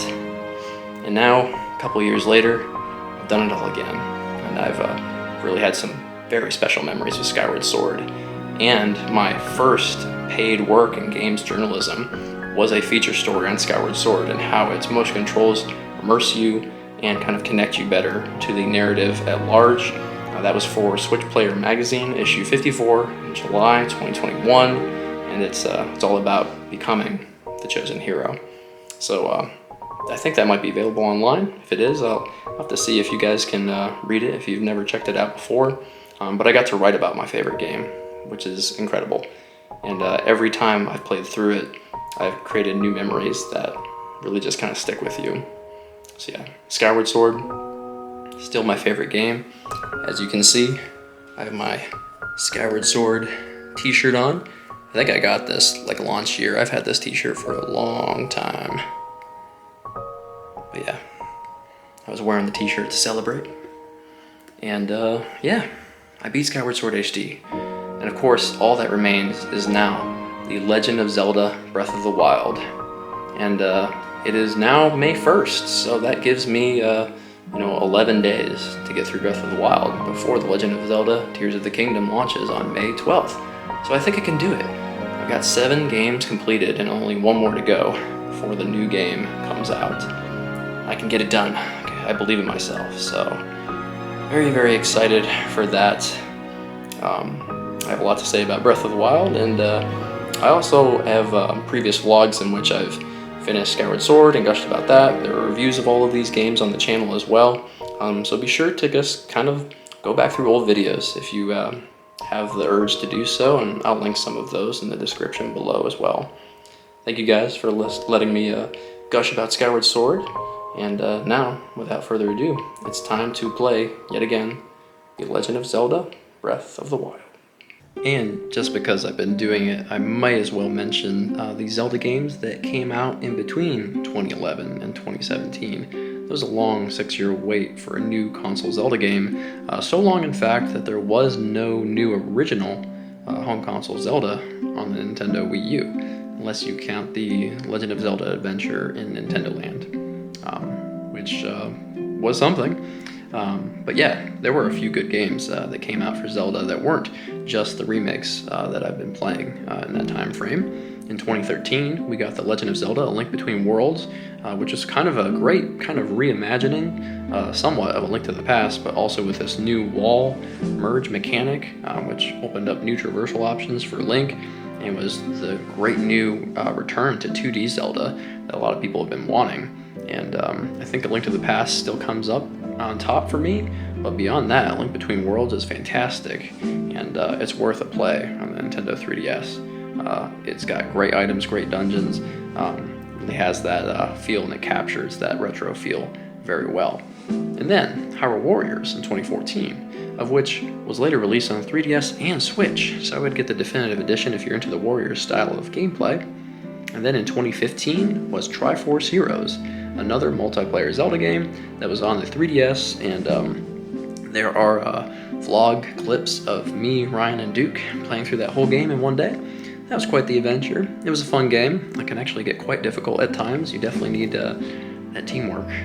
And then, yeah, it was just mostly Zelda remakes. And then that brings us to March 3rd, 2017. The anticipation for Breath of the Wild had been building for years and years, with little teaser trailers trickling on in over time. And we finally got there with the launch of Nintendo Switch, and we picked it up at launch. And so that story was actually captured on the vlog, so you can check out that episode of Eric's Life. It is here on the channel, but now we're going to be talking about the game itself. Hello, everybody. So I think the last clip was actually of Skyward Sword HD, my retrospective, but I haven't quite finished Breath of the Wild's main quest, including the DLC Champion's Ballad yet. I have a little bit of that to go, and then I'll have to assault Hyrule Castle. there will be a full review and retrospective of that game, of course. But the time has come. In the past 11 days, I've been getting through Breath of the Wild. The hype cycle has been real. Previews, reviews, all this other stuff for Tears of the Kingdom. And now the midnight release has finally come at our local Indiana, PA GameStop. And Colton and I are here. We were ready to pick up the game. A couple hours ago, we were actually able to upgrade to the collector's edition version of the game, which was like super hard to nab as a pre-order when it was announced. So that was cool. That was a good surprise. I wasn't sure if that was going to happen. So we have a lot more to show off and unbox, as well as getting the Link to the Kingdom amiibo and the wooden plaque as a GameStop exclusive pre-order bonus. So we're going to pick those items up. It is now 11:45. So in 15 minutes, they're going to start handing stuff out, and we will be here to pick it up. We've already paid, so we're just going to maybe show off a little bit of this midnight release. There's not a ton of people here, but we live in a small town, so I think the last midnight release we've been to was the dual midnight release of Pokemon Sword and Shield and Jedi Fallen Order, which was all the way in November 2019. So it's been a few years, I wonder why, for a good, exciting midnight release here that we've attended. So we're going to go check it out. You ready, babe? Yeah. Are you excited? I'm not tired at all. I mean, you napped for like 3 hours. I know. This clip also, for those of you who haven't seen my other videos recently, immediately follows our trip, which was cross country kind of on the East Coast and doing some different things, and that is its own video, so it's kind of got some tie in there. So that is already out by the time this video is out, so go ahead and watch that vlog. And now we've got some Breath of the Wild final retrospective to do, unboxing Tears of the Kingdom, and eventually just kind of documenting our process of playing through Tears of the Kingdom itself. Everybody's like, it's greater than Breath of the Wild. Make Breath of the Wild look like a first draft. I'm like, that's exciting. Yeah, we're so excited. By the end of this video, I could have a new all-time favorite game. So probably. We'll see. All right, let's do it. Let's do it. Colton walks into Nerd City. GameStop. I'm like, okay, gone.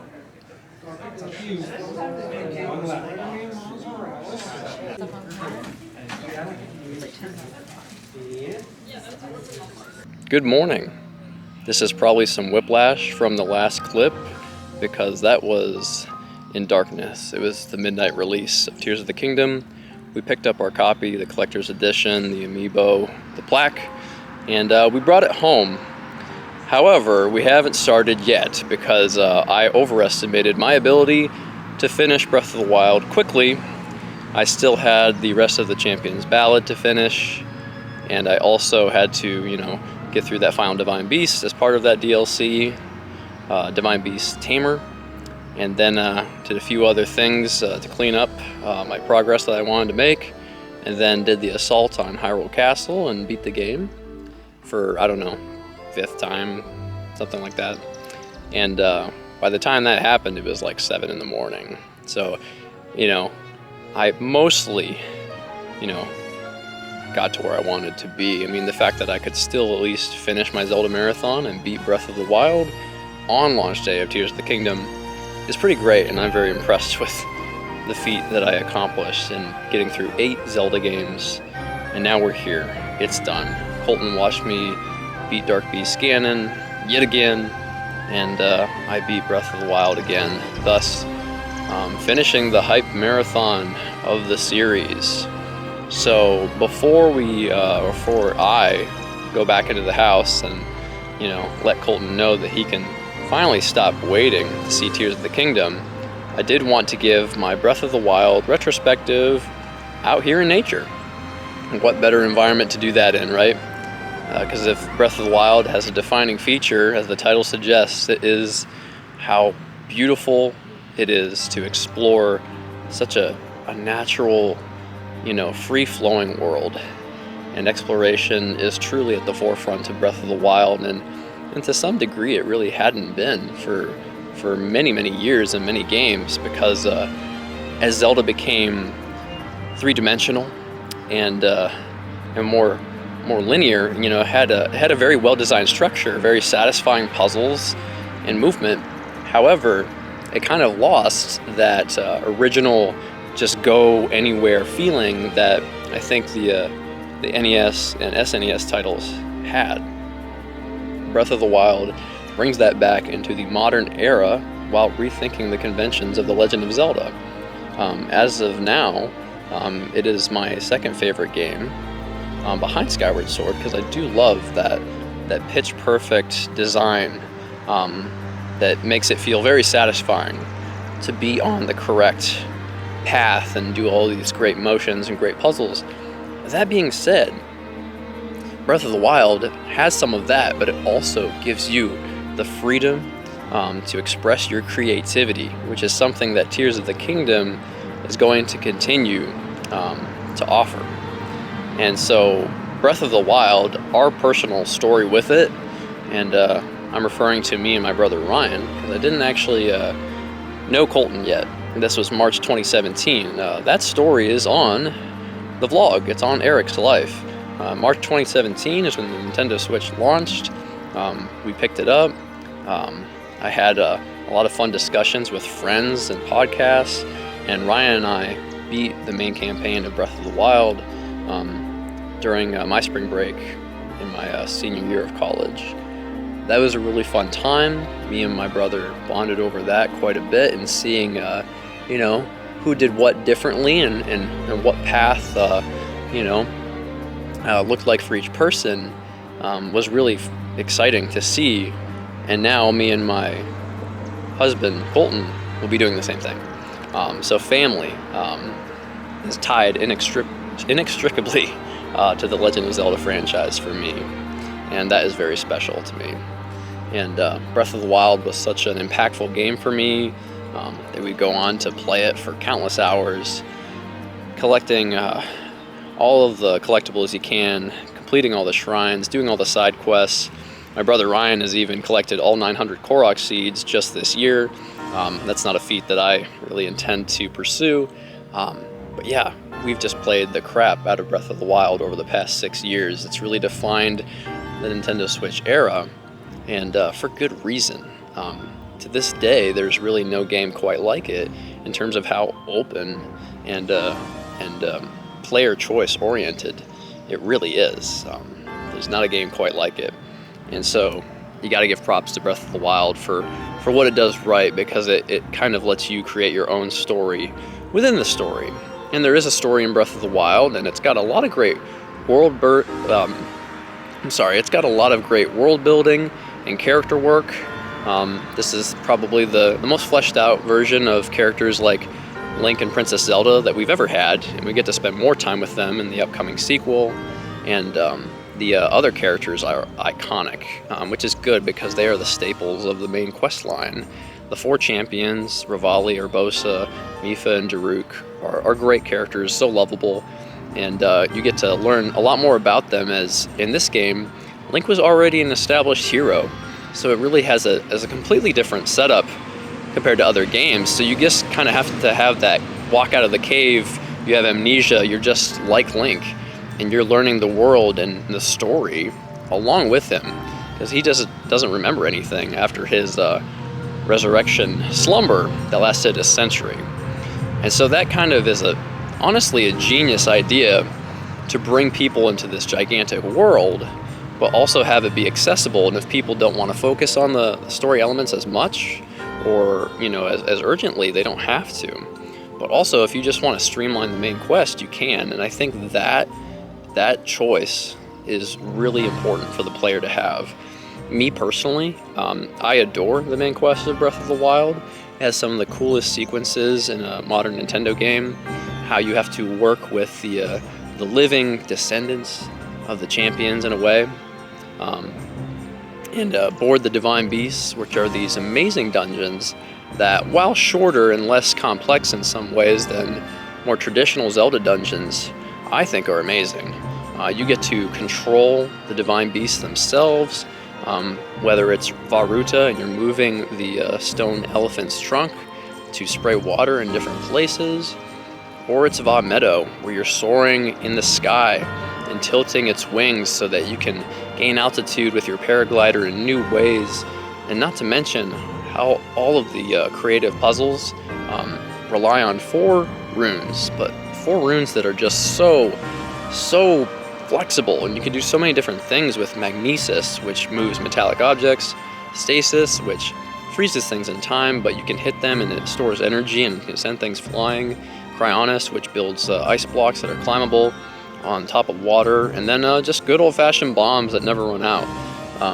With the runes and the swords and the shields and the bows, and of course you can also stop time in midair, which is a great addition to archery, coupled with gyro controls for aiming.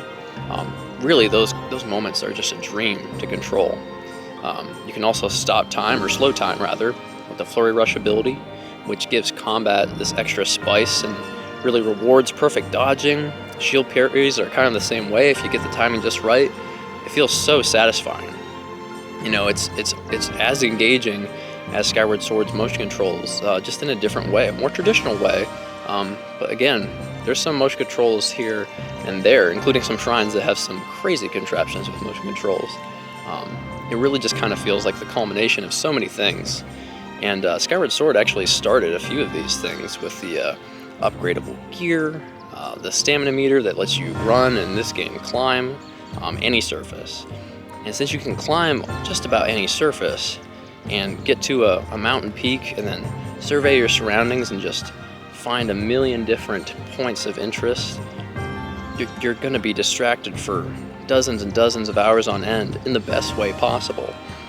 Whether it's a shrine or a side quest or moving on to the next memory that Link has to find to realize who he is again and what he was doing before he was mortally wounded 100 years ago.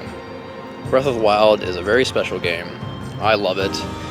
The gameplay is incredible, and I think the design of the main quest and all the side stuff is great. And this is the first Zelda game in which what you could call the optional stuff that isn't main quest is oftentimes just as good, and in a few cases even better, than some of the main quest elements. And that really keeps you engaged with this game for so long. That being said, of the 8 Zelda games I replayed, I 100% completed all of them except for this game, because it is so long if you do everything. I managed to complete 64 out of 136 shrines, which includes the DLC shrines, so it's nearly half. And I did every main quest objective, so I feel pretty good about that, considering I did all of that in the very busy month of May, in under 2 weeks. I'm happy with that. So that was my experience this time. Maybe I'll go back and finish up the side quests and whatnot at a later point, maybe after a Tears of the Kingdom playthrough or 2. But that game sounds even bigger and longer, so really just building off of the foundation that Breath of the Wild set is what it really sounds like, and that's exciting because Breath of the Wild already had such great spirit and energy and an amazing design philosophy to it that, encouraged exploration, encouraged creativity, and encouraged just fun and player choice. And not every game has to have just endless player choice. Some games are best suited to have a linear path through a story or a system of puzzles and exploration. But this game has a different mission than games like Skyward Sword or Twilight Princess have. And it accomplishes that mission exceedingly well, considering this was the first time the franchise had really gone back to its roots and been primarily about exploration. So kudos to all the developers, and I'm really excited to see the third Hidemaru Fujibayashi directed game, because as it stands, Skyward Sword and Breath of the Wild are my 2 favorite games, and it sounds like this man and his development team has potentially made, another top 3 game. But we will get to that and find out in this video just how much I like that game once I actually play it. Just a few more things about Breath of the Wild, and I know I've rambled so much in this video, it's probably 2 hours long at this point. The music in Breath of the Wild, incredible. I know some people want a constant bombastic score, but when a game is as long as Breath of the Wild is, you really want those softer moments, those fluttering piano keys that kind of immerse you into the environment. All of that sound design and music is so environmental and immersive and beautiful, but you do have those bombastic moments. You have the Hyrule Castle theme, the final dungeon music is just on another level. My favorite track in the game is Aboard Divine Beast Va Meadow. It's just such a somber, haunting series of string instruments, and it sweeps you into a new world. And every champion musical theme is some of the best music in the franchise as far as characters having songs go. I mean, absolutely iconic. The art style is great. We kind of went back to this cel-shaded but also painterly kind of aesthetic that masks maybe any technical limitations that the Nintendo Switch has, and that's just a perfect art style for Zelda, and it makes it feel just colorful and alive, while also just creating these incredible vistas that you can just look out seemingly for miles and miles and just see nothing but sky, whether it's a sunrise or a sunset or the falling stars in the night sky, or just the outline of the mountain ridges in the distance. It's something else. It's a beautiful game, audio, visual, and it's got a great story. It's not the best in the franchise because it does kind of take a back seat sometimes, and it does feel like you're kind of just learning all of the cool stuff that happened a century ago, whereas, you know, you have a pretty clear objective and there aren't many surprises, I would say, at least in the present day timeline. You know, Link's gotta beat Ganon, free Zelda. It's kind of simple when you put it that way, but there's a lot of world building and character relationships around that simple foundation that I think give a lot of character and charm to the first voice acted Zelda game. And I think they did a really good job with that for the first time as well. I'm excited to see more of that, and a more active antagonist with Ganondorf coming back for the first time since Twilight Princess. So I think a lot of those things that maybe people wanted in the more traditional Zelda spice, we're getting again with more of a focus on dungeons and story and Tears of the Kingdom. But it's going to retain that amazing sense of wonder that Breath of the Wild had, so we might be getting the best of both worlds here. So as I've been talking, I've showed you some clips. I'm also going to show you some highlights of my hero's path for this playthrough of Breath of the Wild.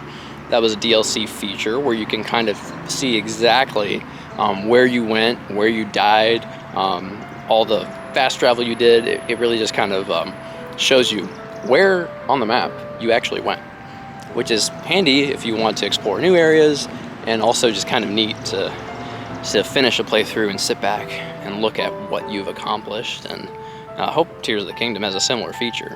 I'm very excited about that. I think at this point I've truly gushed about Breath of the Wild, the best launch title for, in my opinion, any video game system ever made. What a way to bring in a new era of the Nintendo Switch 6 years ago. And people have still been discovering new things and having fun with that game over a half-decade later. And now Tears of the Kingdom will have probably a similarly large era in which people are having fun in this sandbox for so much time to come.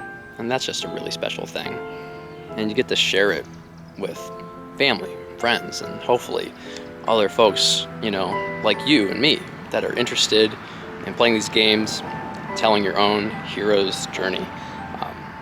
That's what The Legend of Zelda is to me, and I'm very excited now that I've finally finished recapping all of these other games. We can get to The Legend of Zelda Tears of the Kingdom. So without further ado, it is time for the Collector's Edition unboxing. And also, just because I've been doing it, we can cover the few Zelda releases chronologically after Breath of the Wild. In 2018, we had Hyrule Warriors Definitive Edition. So it's the best version of that Hyrule Warriors spin-off, where you get to play as so many different Zelda characters, which is definitely its main appeal for me. Well, that's a pretty fun game, but definitely a spin-off and not really a Zelda game. In 2019, we got the very cute, very whimsical and beautiful Link's Awakening remake, which I actually played at E3 2019, and President of Nintendo of America, Doug Bowser, asked me how I liked the game. that was a great moment. And it was a good game. Definitely my favorite version of Link's Awakening. That same year, we did a Breath of the Wild themed scouting event, A Way of the Wild. You guys can check out that video. That was very popular with our scouts and volunteers. And in 2020, Hyrule Warriors, Age of Calamity. What was pretending to be a prequel to Breath of the Wild actually turned to be time travel fanfiction. So that was pretty disappointing, but the game is really fun and it is an excuse to play as all of your favorite Breath of the Wild characters, except Cass, unfortunately. I love my boy. Hope to see him again in Tears of the Kingdom. 2021 had the Skyward Sword HD remaster, best version of that game. And 2022 didn't have anything, so now that brings us to present day. I think that covers all of the Zelda releases, and now you know. Can't say this isn't a full retrospective now. What? Wait. What?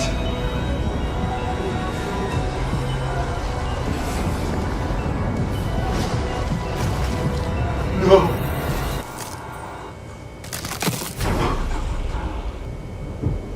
The sequel to The Legend of Zelda Breath of the Wild is now in development? What? I didn't expect to see that today. Alright, baby. Now it's actually time. I've kept everybody, including my spouse, in suspense for far too long. Oh, I'm going to use the Mr. Cuddy tool to get this sticker.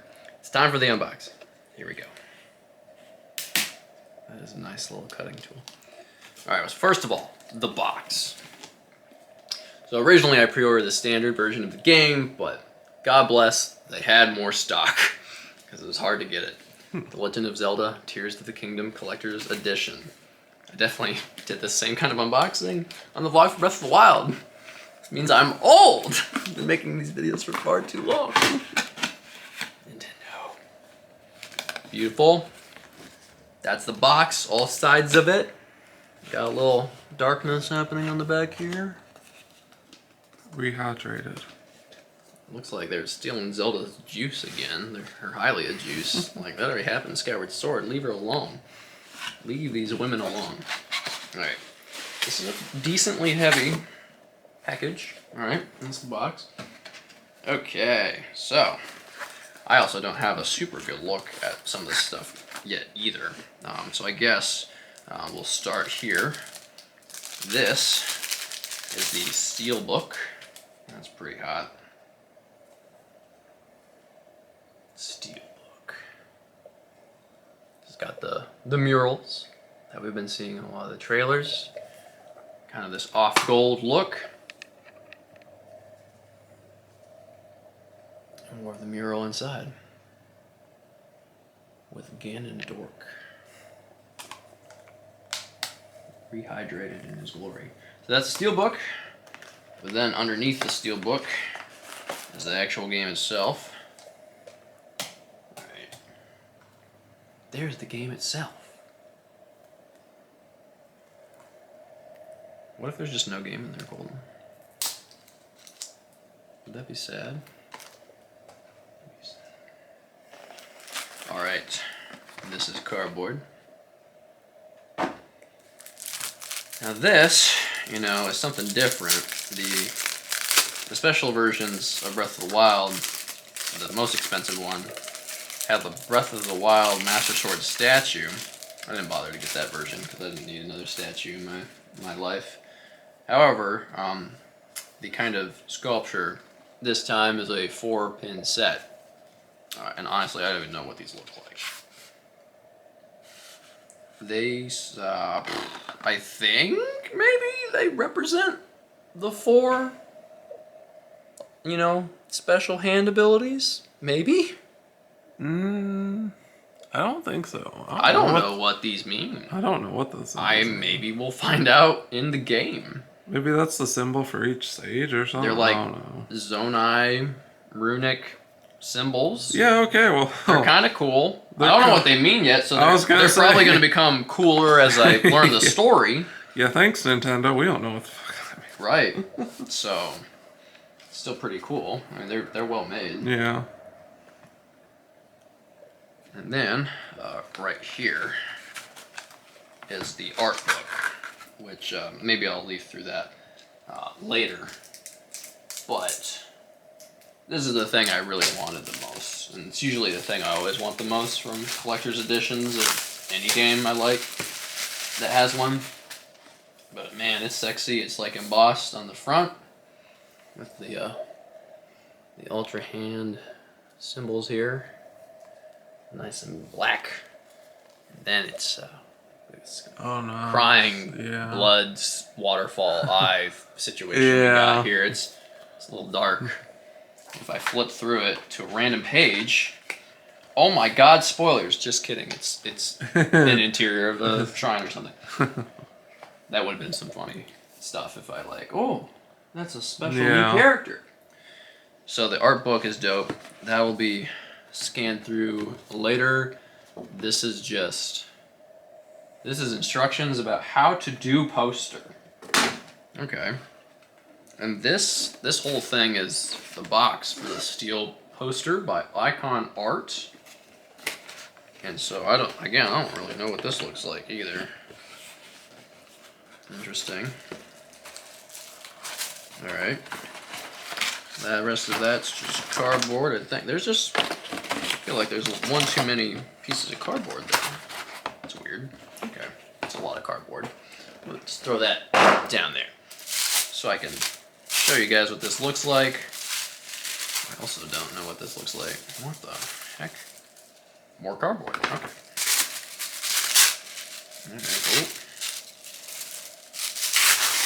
All right. Oh. I can see it now. Yeah.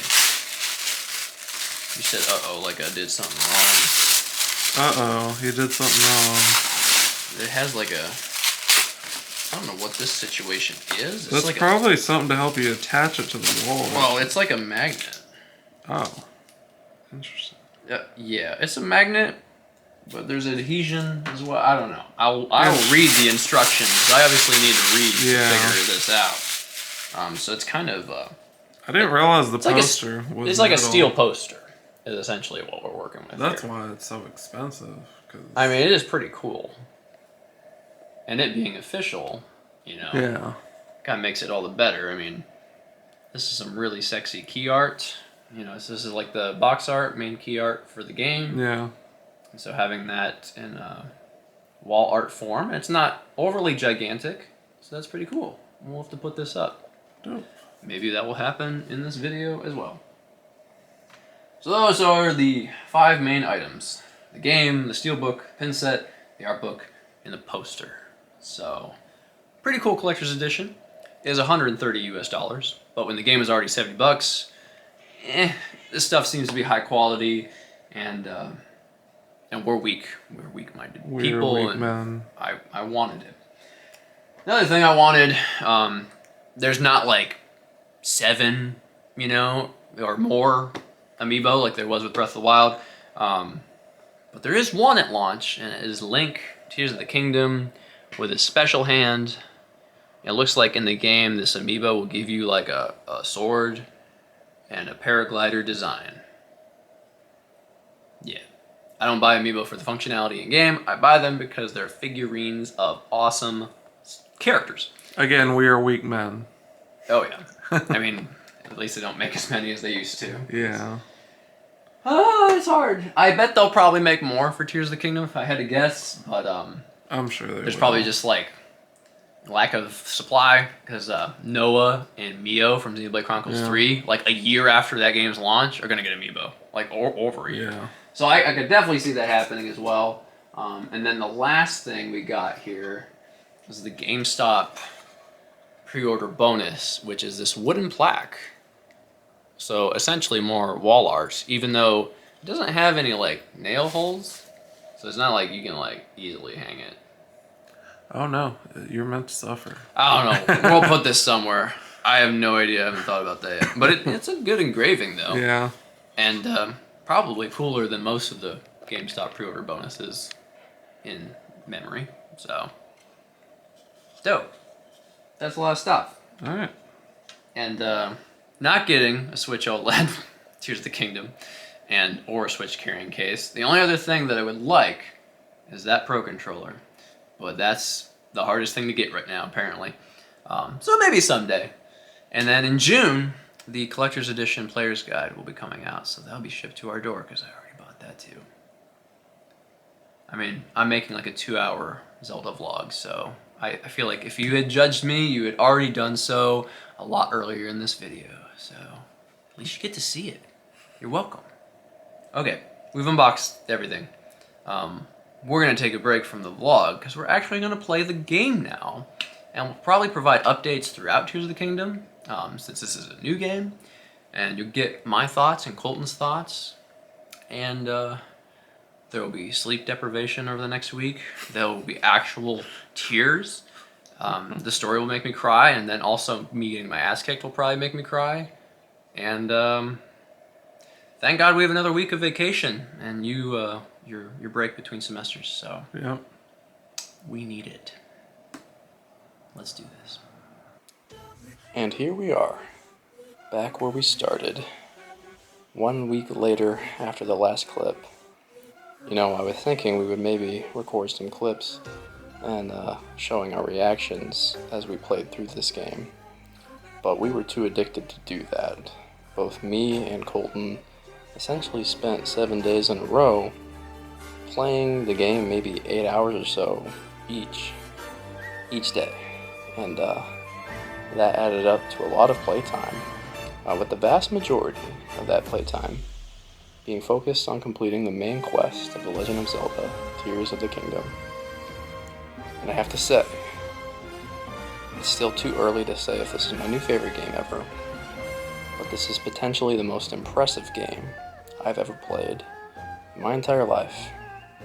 This game did not disappoint, which, if you've been following the news, probably isn't that surprising if you're watching this video. You've probably paid attention to the critical success. So many perfect reviews, nearly rivaling the review scores of Breath of the Wild, and great commercial success as well. The game has sold over 10 million copies launch weekend in 3 days, which has already surpassed the individual sales of every single other Zelda game that isn't Breath of the Wild. Legend of Zelda is here to stay and has reached new heights both in terms of success and popularity and quality, and just an absolute deliverance of an epic time. So yeah, as I'm wearing my Skyward Sword shirt yet again, trust me, I did laundry ever since I wore it last, and have the Malmeg's Silent Princess Breath of the Wild painting in the background, I figured what better time than now to give my personal thoughts. I am also going to be recording a clip with Colton as he beats the game probably a couple days from now. Tonight, it was Thursday, May 18th. It is now technically Friday, May 19th, a week after launch. I have finished the main story of Tears of the Kingdom. And my God, what a finale that was. I'm still breathless, and my heart is full. What a complete package, and how this game just didn't disappoint in any way and exceeded expectations in probably every category. And those expectations were already high, especially coming from me, who is a Zelda fan, who knows that this series is the greatest in all of video game history, in my humble opinion. Let's talk about why this game is so special. It's first of all a sequel, and the things that it does because it is a sequel is very interesting, both in terms of utilizing the world of Hyrule that we already had in Breath of the Wild, and just expanding it in every conceivable way. There will be light spoilers in this clip, but only so far as video game reviews for the game have discussed certain elements. So no real story spoilers here. There are three world maps the size of the original Breath of the Wild 1. You have the surface world, which has changed drastically in pretty much every conceivable way. Everything looks different, everything has something different going on. You can't even traverse the world in the same way in a lot of cases. And the 4 main regions through which the main quest takes you are all incredibly different, and there are natural phenomena that are happening to make the Rito, Gerudo, Zora, and Goron areas feel completely new. And also, just everything feels new. Hyrule Castle, Central Hyrule, Korok Forest. The Upheaval, which is an event that takes place at the beginning of this game, changes the surface world map entirely. So there's enough familiarity for Breath of the Wild players and fans of the series to feel like they have been accounted for. But also enough is different to challenge you and make you think creatively at every turn. And that is an experience that we've never had before in the Zelda franchise. With every new game, we essentially get a brand new Hyrule or other land to explore. And it essentially is brand new. It's just got a great skeleton on which new things are built upon.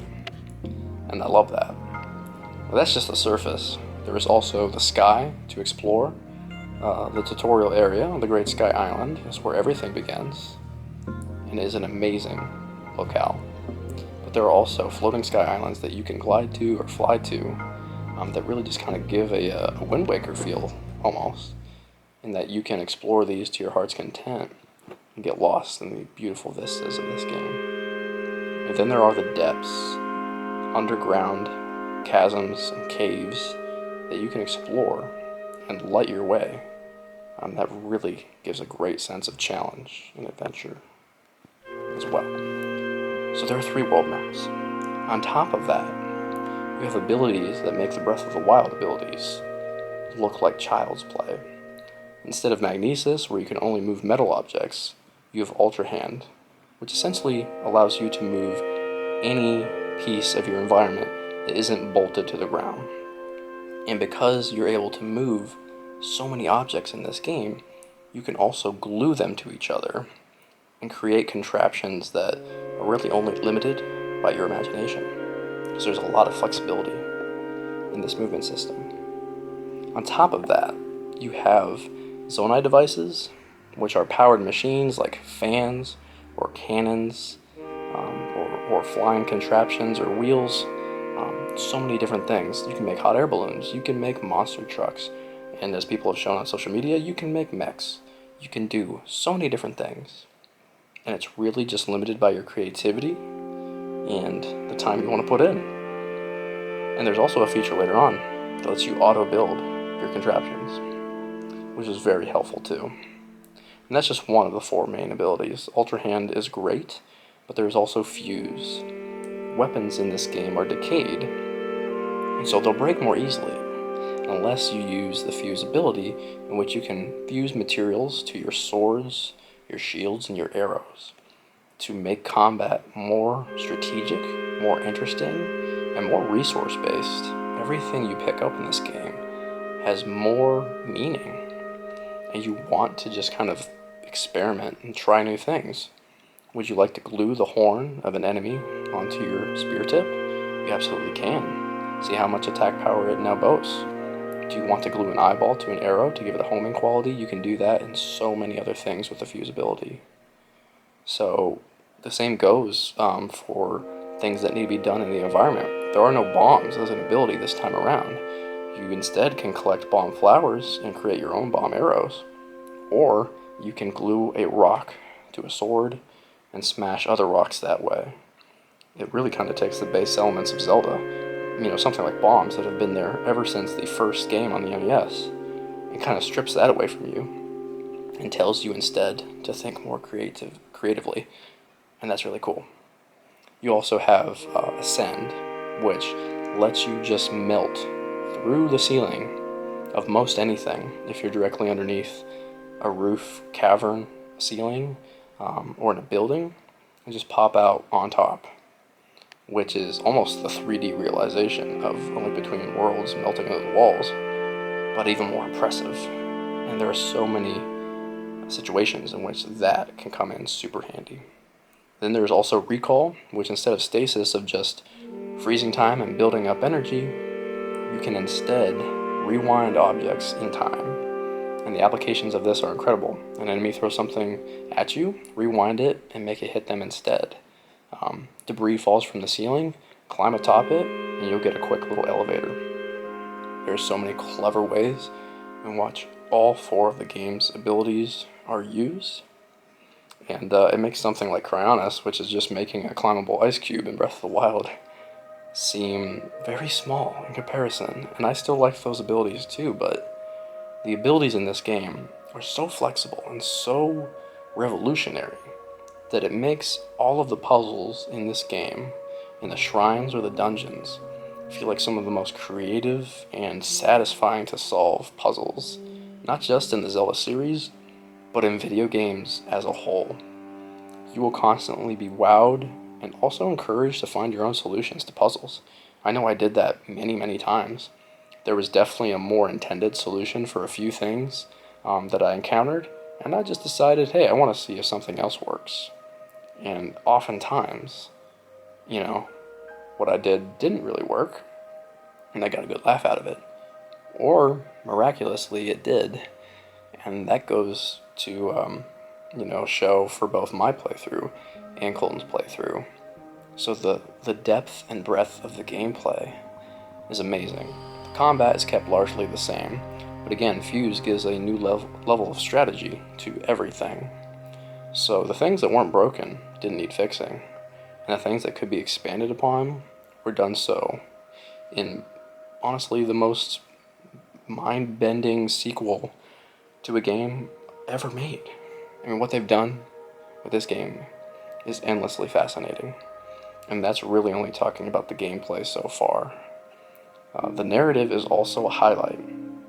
It's a lot more forward and active this time around. You are still learning about things that happened in the past, and I don't want to spoil exactly what that means.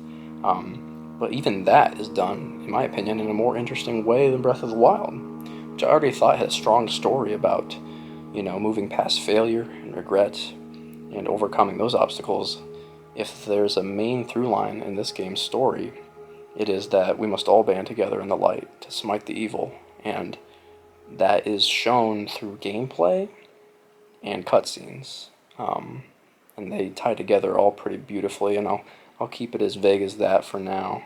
But the way this game handles its main theme of connectivity and unity is really beautiful.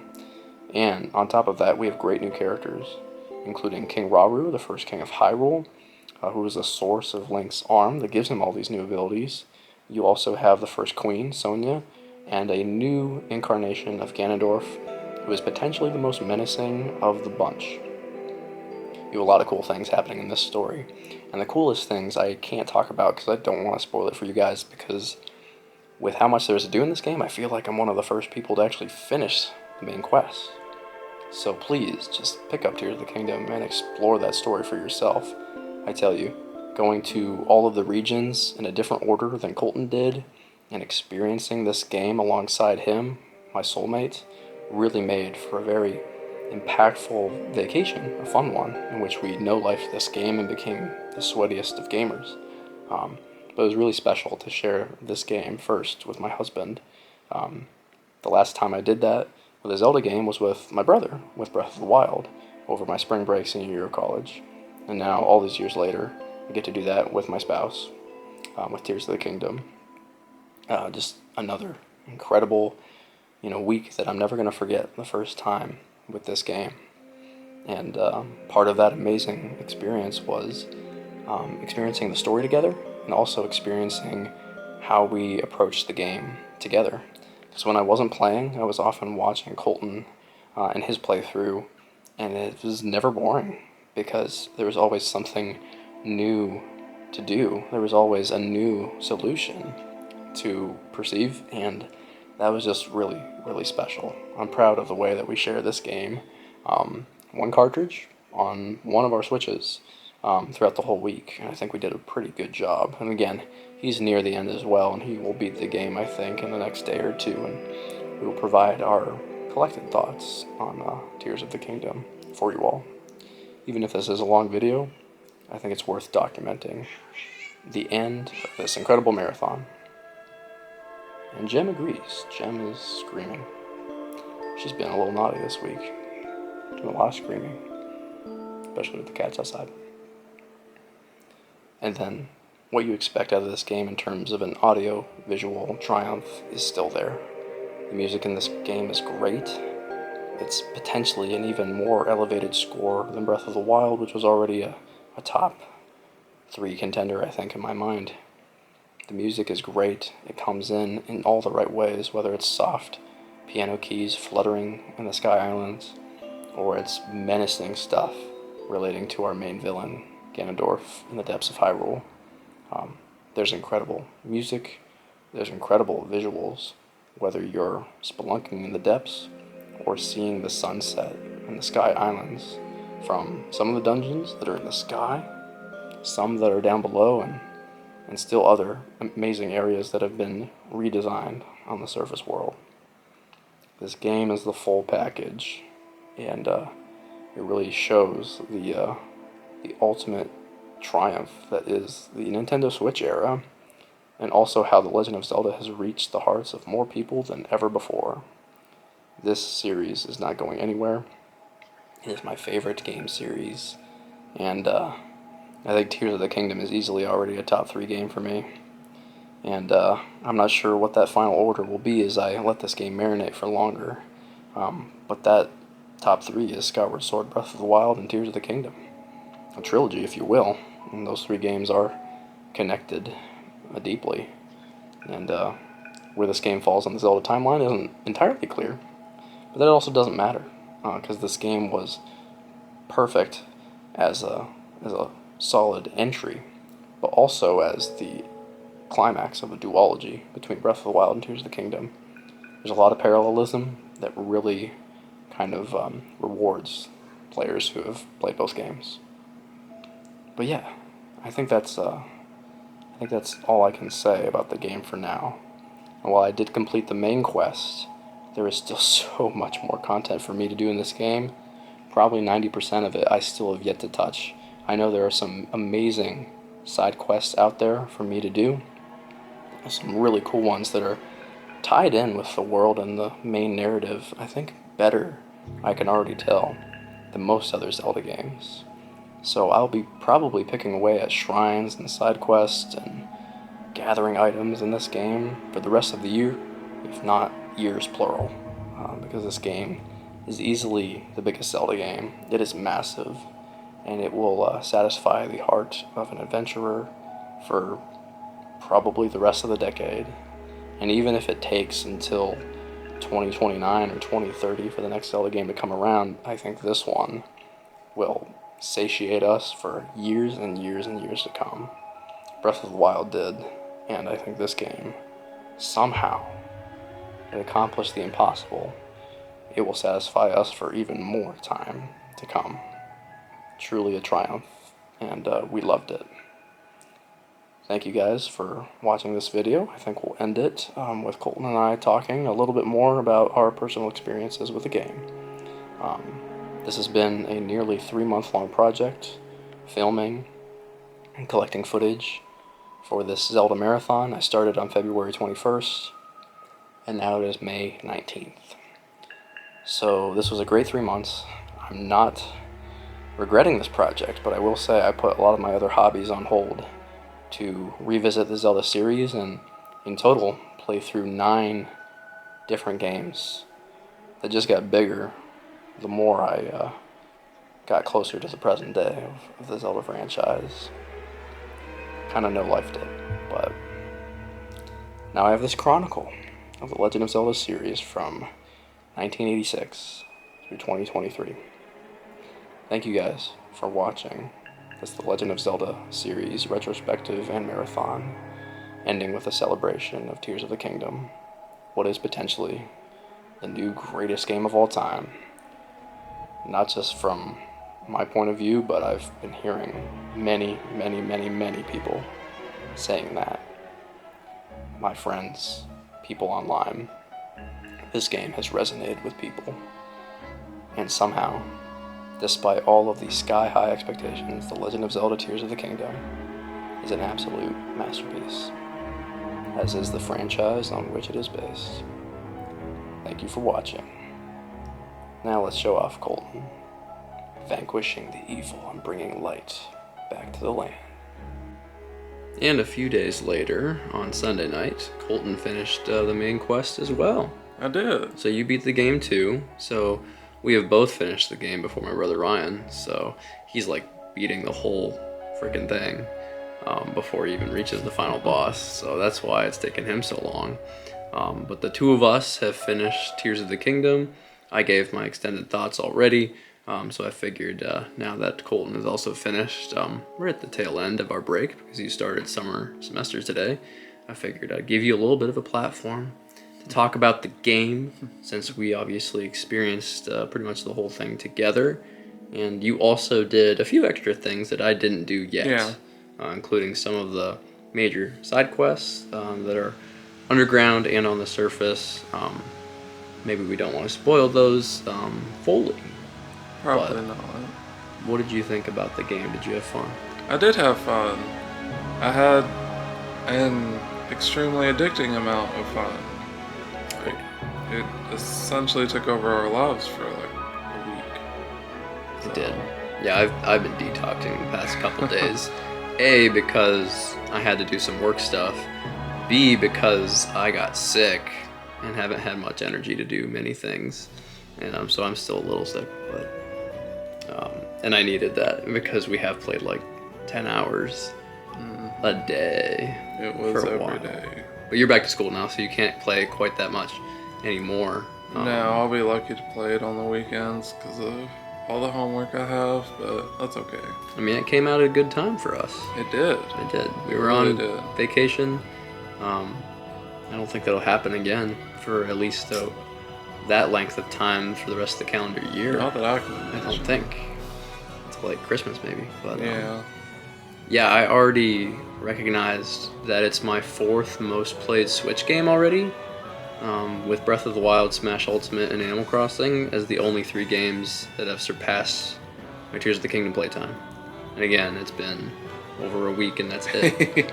So that's a little scary. Yeah. That it's already like that high. I still need to check mine because I don't even know where it ranks on mine compared to things like Splatoon and Xenoblade.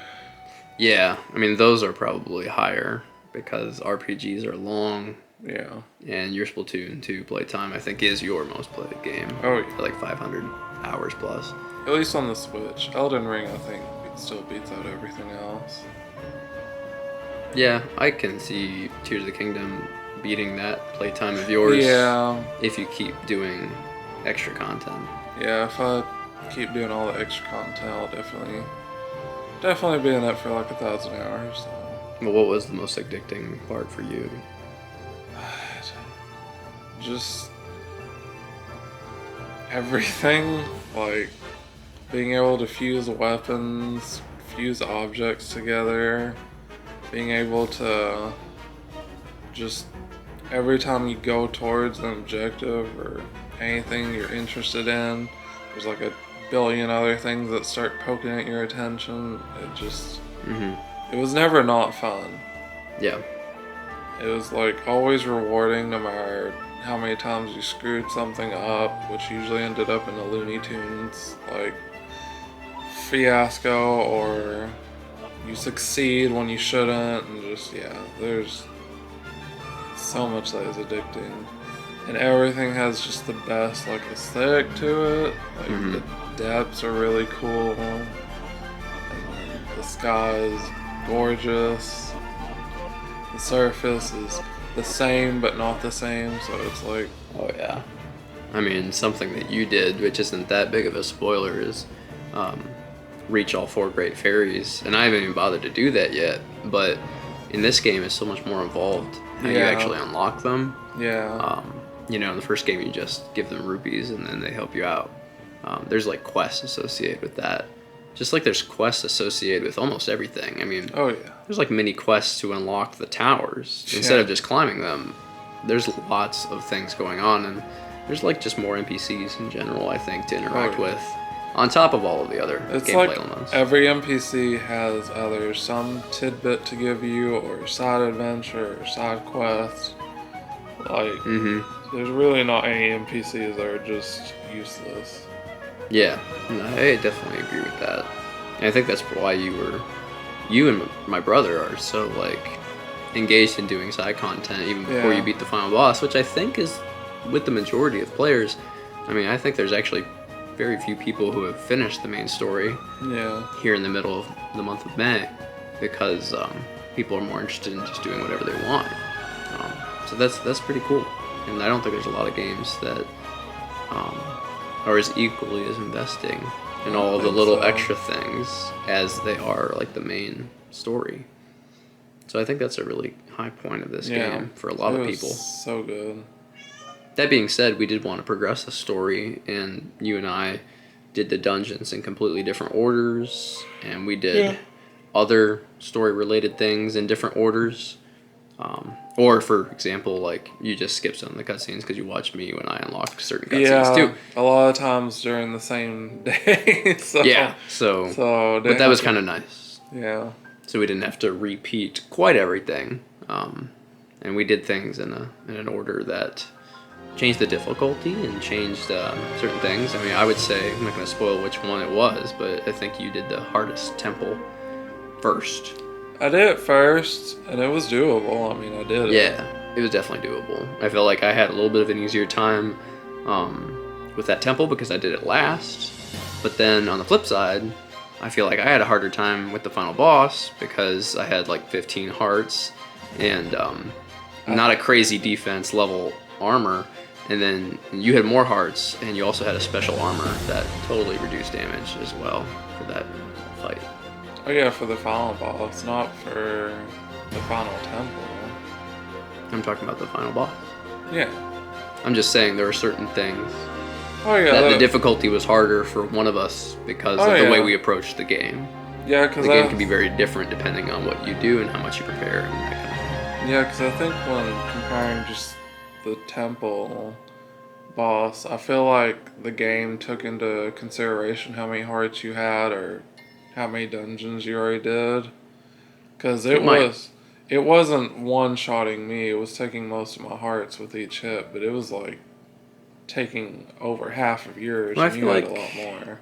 I feel like Breath of the Wild actually did that too.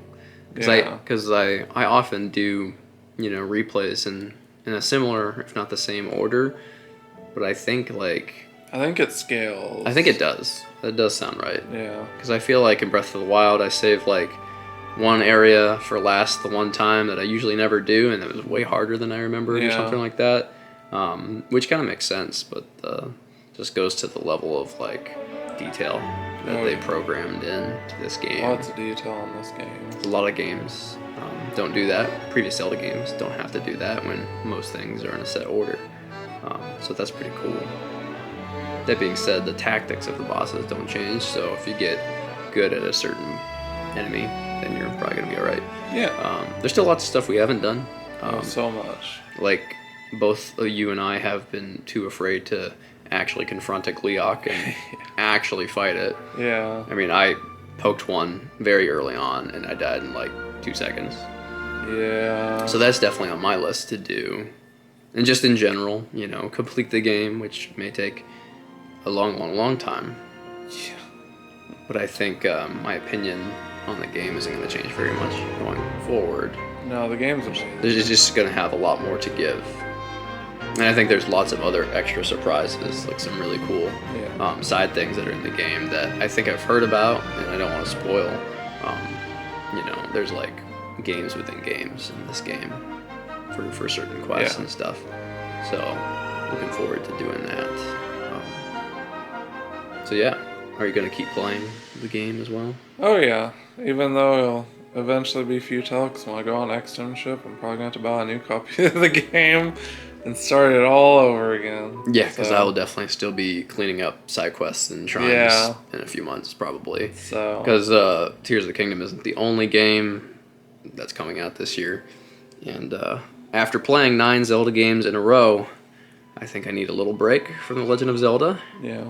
It is my favorite video game franchise, and doing this marathon, I will have to say that I let some of my other hobbies take a hit, because I've been playing Zelda so much. So now I can try to get back to making videos like this one, and writing and doing other things that aren't playing Zelda games, but I don't regret it. It's been a lot of fun to celebrate this series that has, inspired me and given me something to bond over with my loved ones, whether it be you or friends and family, and so that's been really special. And it's this series has covered the majority of my childhood and all of my young adult life, so it's been a big part of my gaming DNA. It's been great. And I think without further ado, we'll close this video out. Finally, it's been 3 months in the making, like exactly. Yeah. So that's kind of crazy.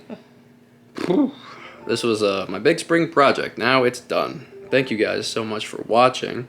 Hope you have enjoyed all of the retrospections and reflections and gameplay highlights and everything that we have showed you over the course of what I'm going to assume is like a 2-hour documentary at this point. And I'm going to have to edit that now. Very excited about that. And I got to get a haircut. I mean, I grew it out like Link in Tears of the Kingdom at this point, but... I do too. Next video, I'll probably have a haircut.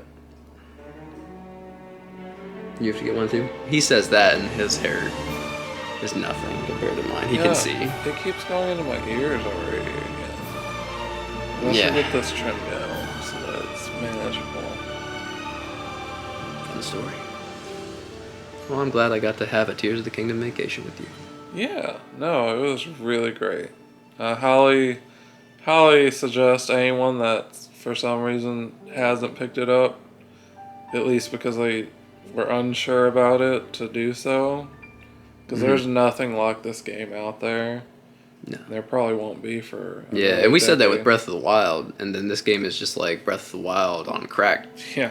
Like, it's insane. I already covered why in like my review, but it's just ridiculous. This is a really big game, and everybody seems to love it. So if you're watching this, you probably already have it and may have played it. If you have, talk about it in the comments below. Talk about your favorite Zelda games. Talk about anything in the comments below that is related to Zelda. And please also look forward to my actual like EZ64 review, which will be a bit more concise, and hopefully that'll be on the channel here. If not this month, early in the summer. And thank you, Logan, in advance for doing that, because I got to write a review about this game. So, thanks, everybody. Bye. See ya. Yeah.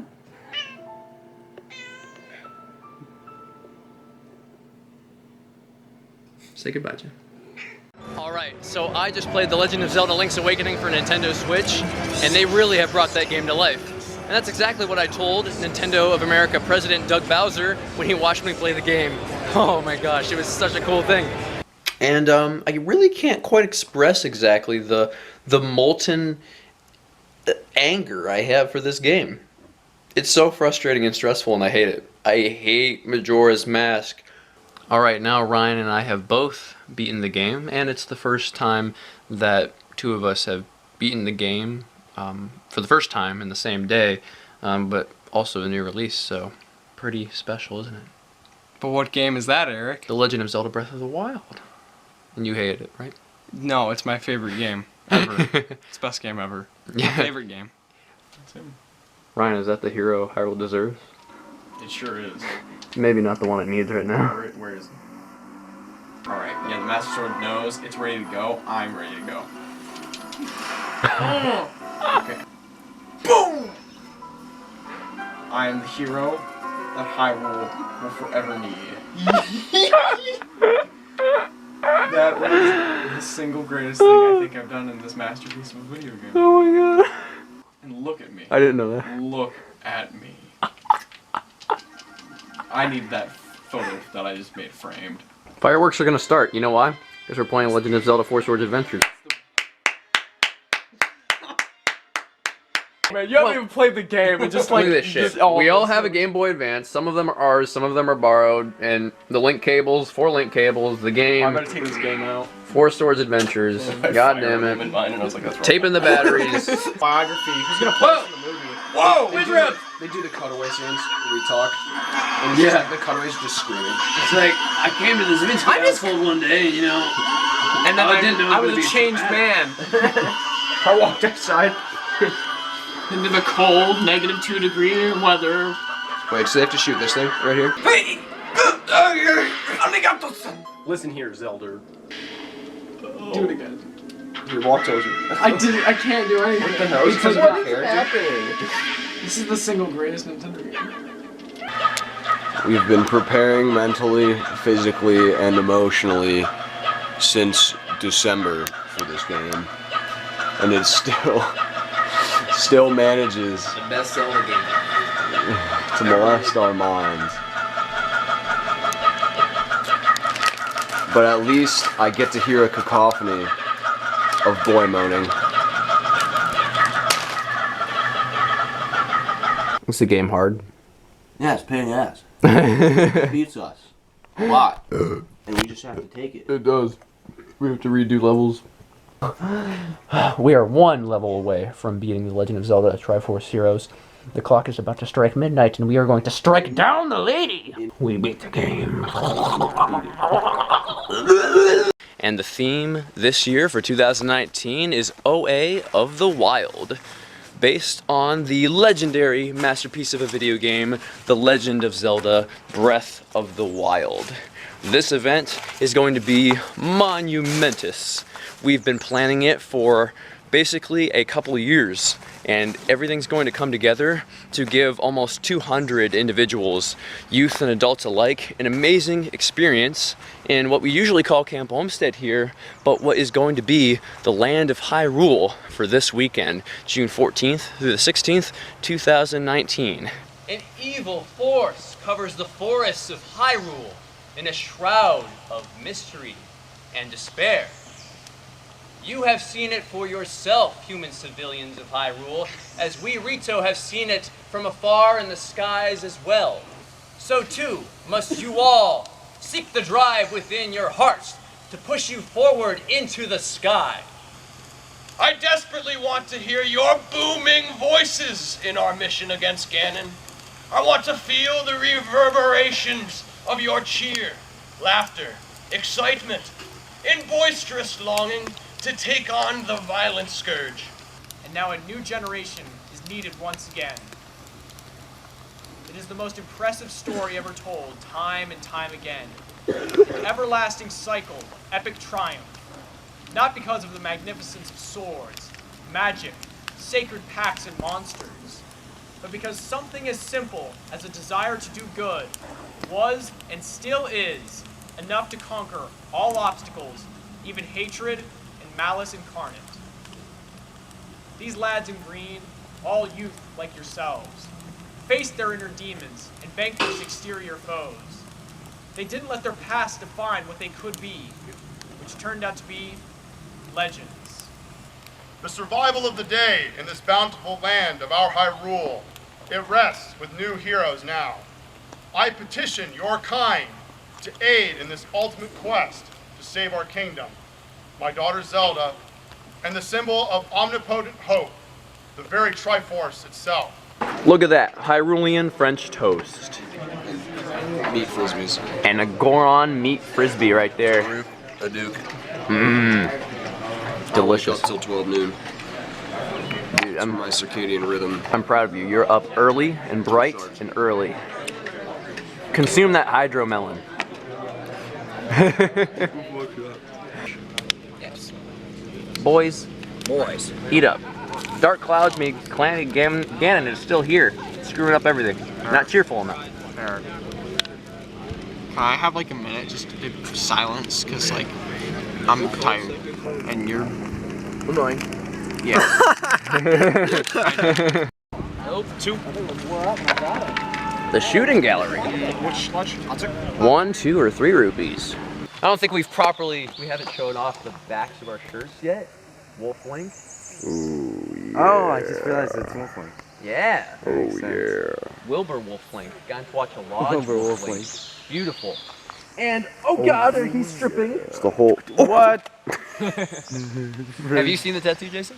What? Have you seen my tattoo? No, I have not. He's been in theme for pretty badass. years I'm forever now. He's born this way. Rage Against the Dying of the Light. Yeah, that's an Interstellar quote. And the machine. Yeah, I was thinking like Rage Against the Machine. Alright, basically. Unrecord that. I'm going to record you. You better get in the forest, boy. This is the Triforce. The Triforce. Going to watch a lodge in Langadowie Lodge are sandwiching the national boat. Oh, that was close. Oh no! The national boat goes down first. Oh! And laying down. Both of these boys go down. Lodge kills Lodge. Literally, the host Lodge is down. Honani Hawa is still hiding out here. Where's Daphne? Oh, like Daphne's in the car. Is Fred in the car too? Fred's out of the picture. We're good. Oh. This is not a chicken, it's a cuckoo. We're all eating cuckoos, aren't we? It's Zelda themed. Eat that bird. Now a dozen of them are gonna attack you. Do you like the cuckoo?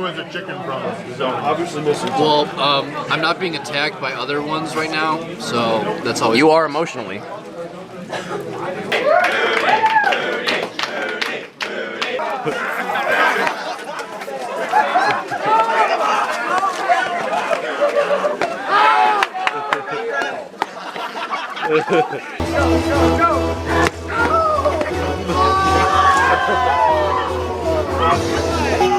Riley, let me see that, you.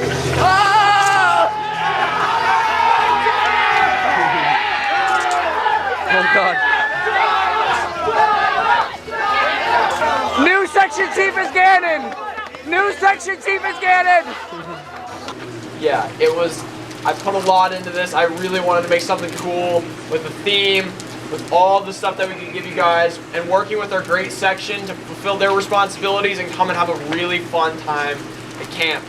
And, you know, Section Chief wasn't my goal this weekend. My goal this weekend was to have one hell of a conclave and really set a new standard for how much fun, fellowship, service, and brotherhood we can all have in one weekend. So I made sure to suggest that we don't have rain at the next conclave. Kind to watch a lodge. And we thrived out there this weekend, and I think everyone enjoyed us and loved seeing Ryan go out there and take the stage and win.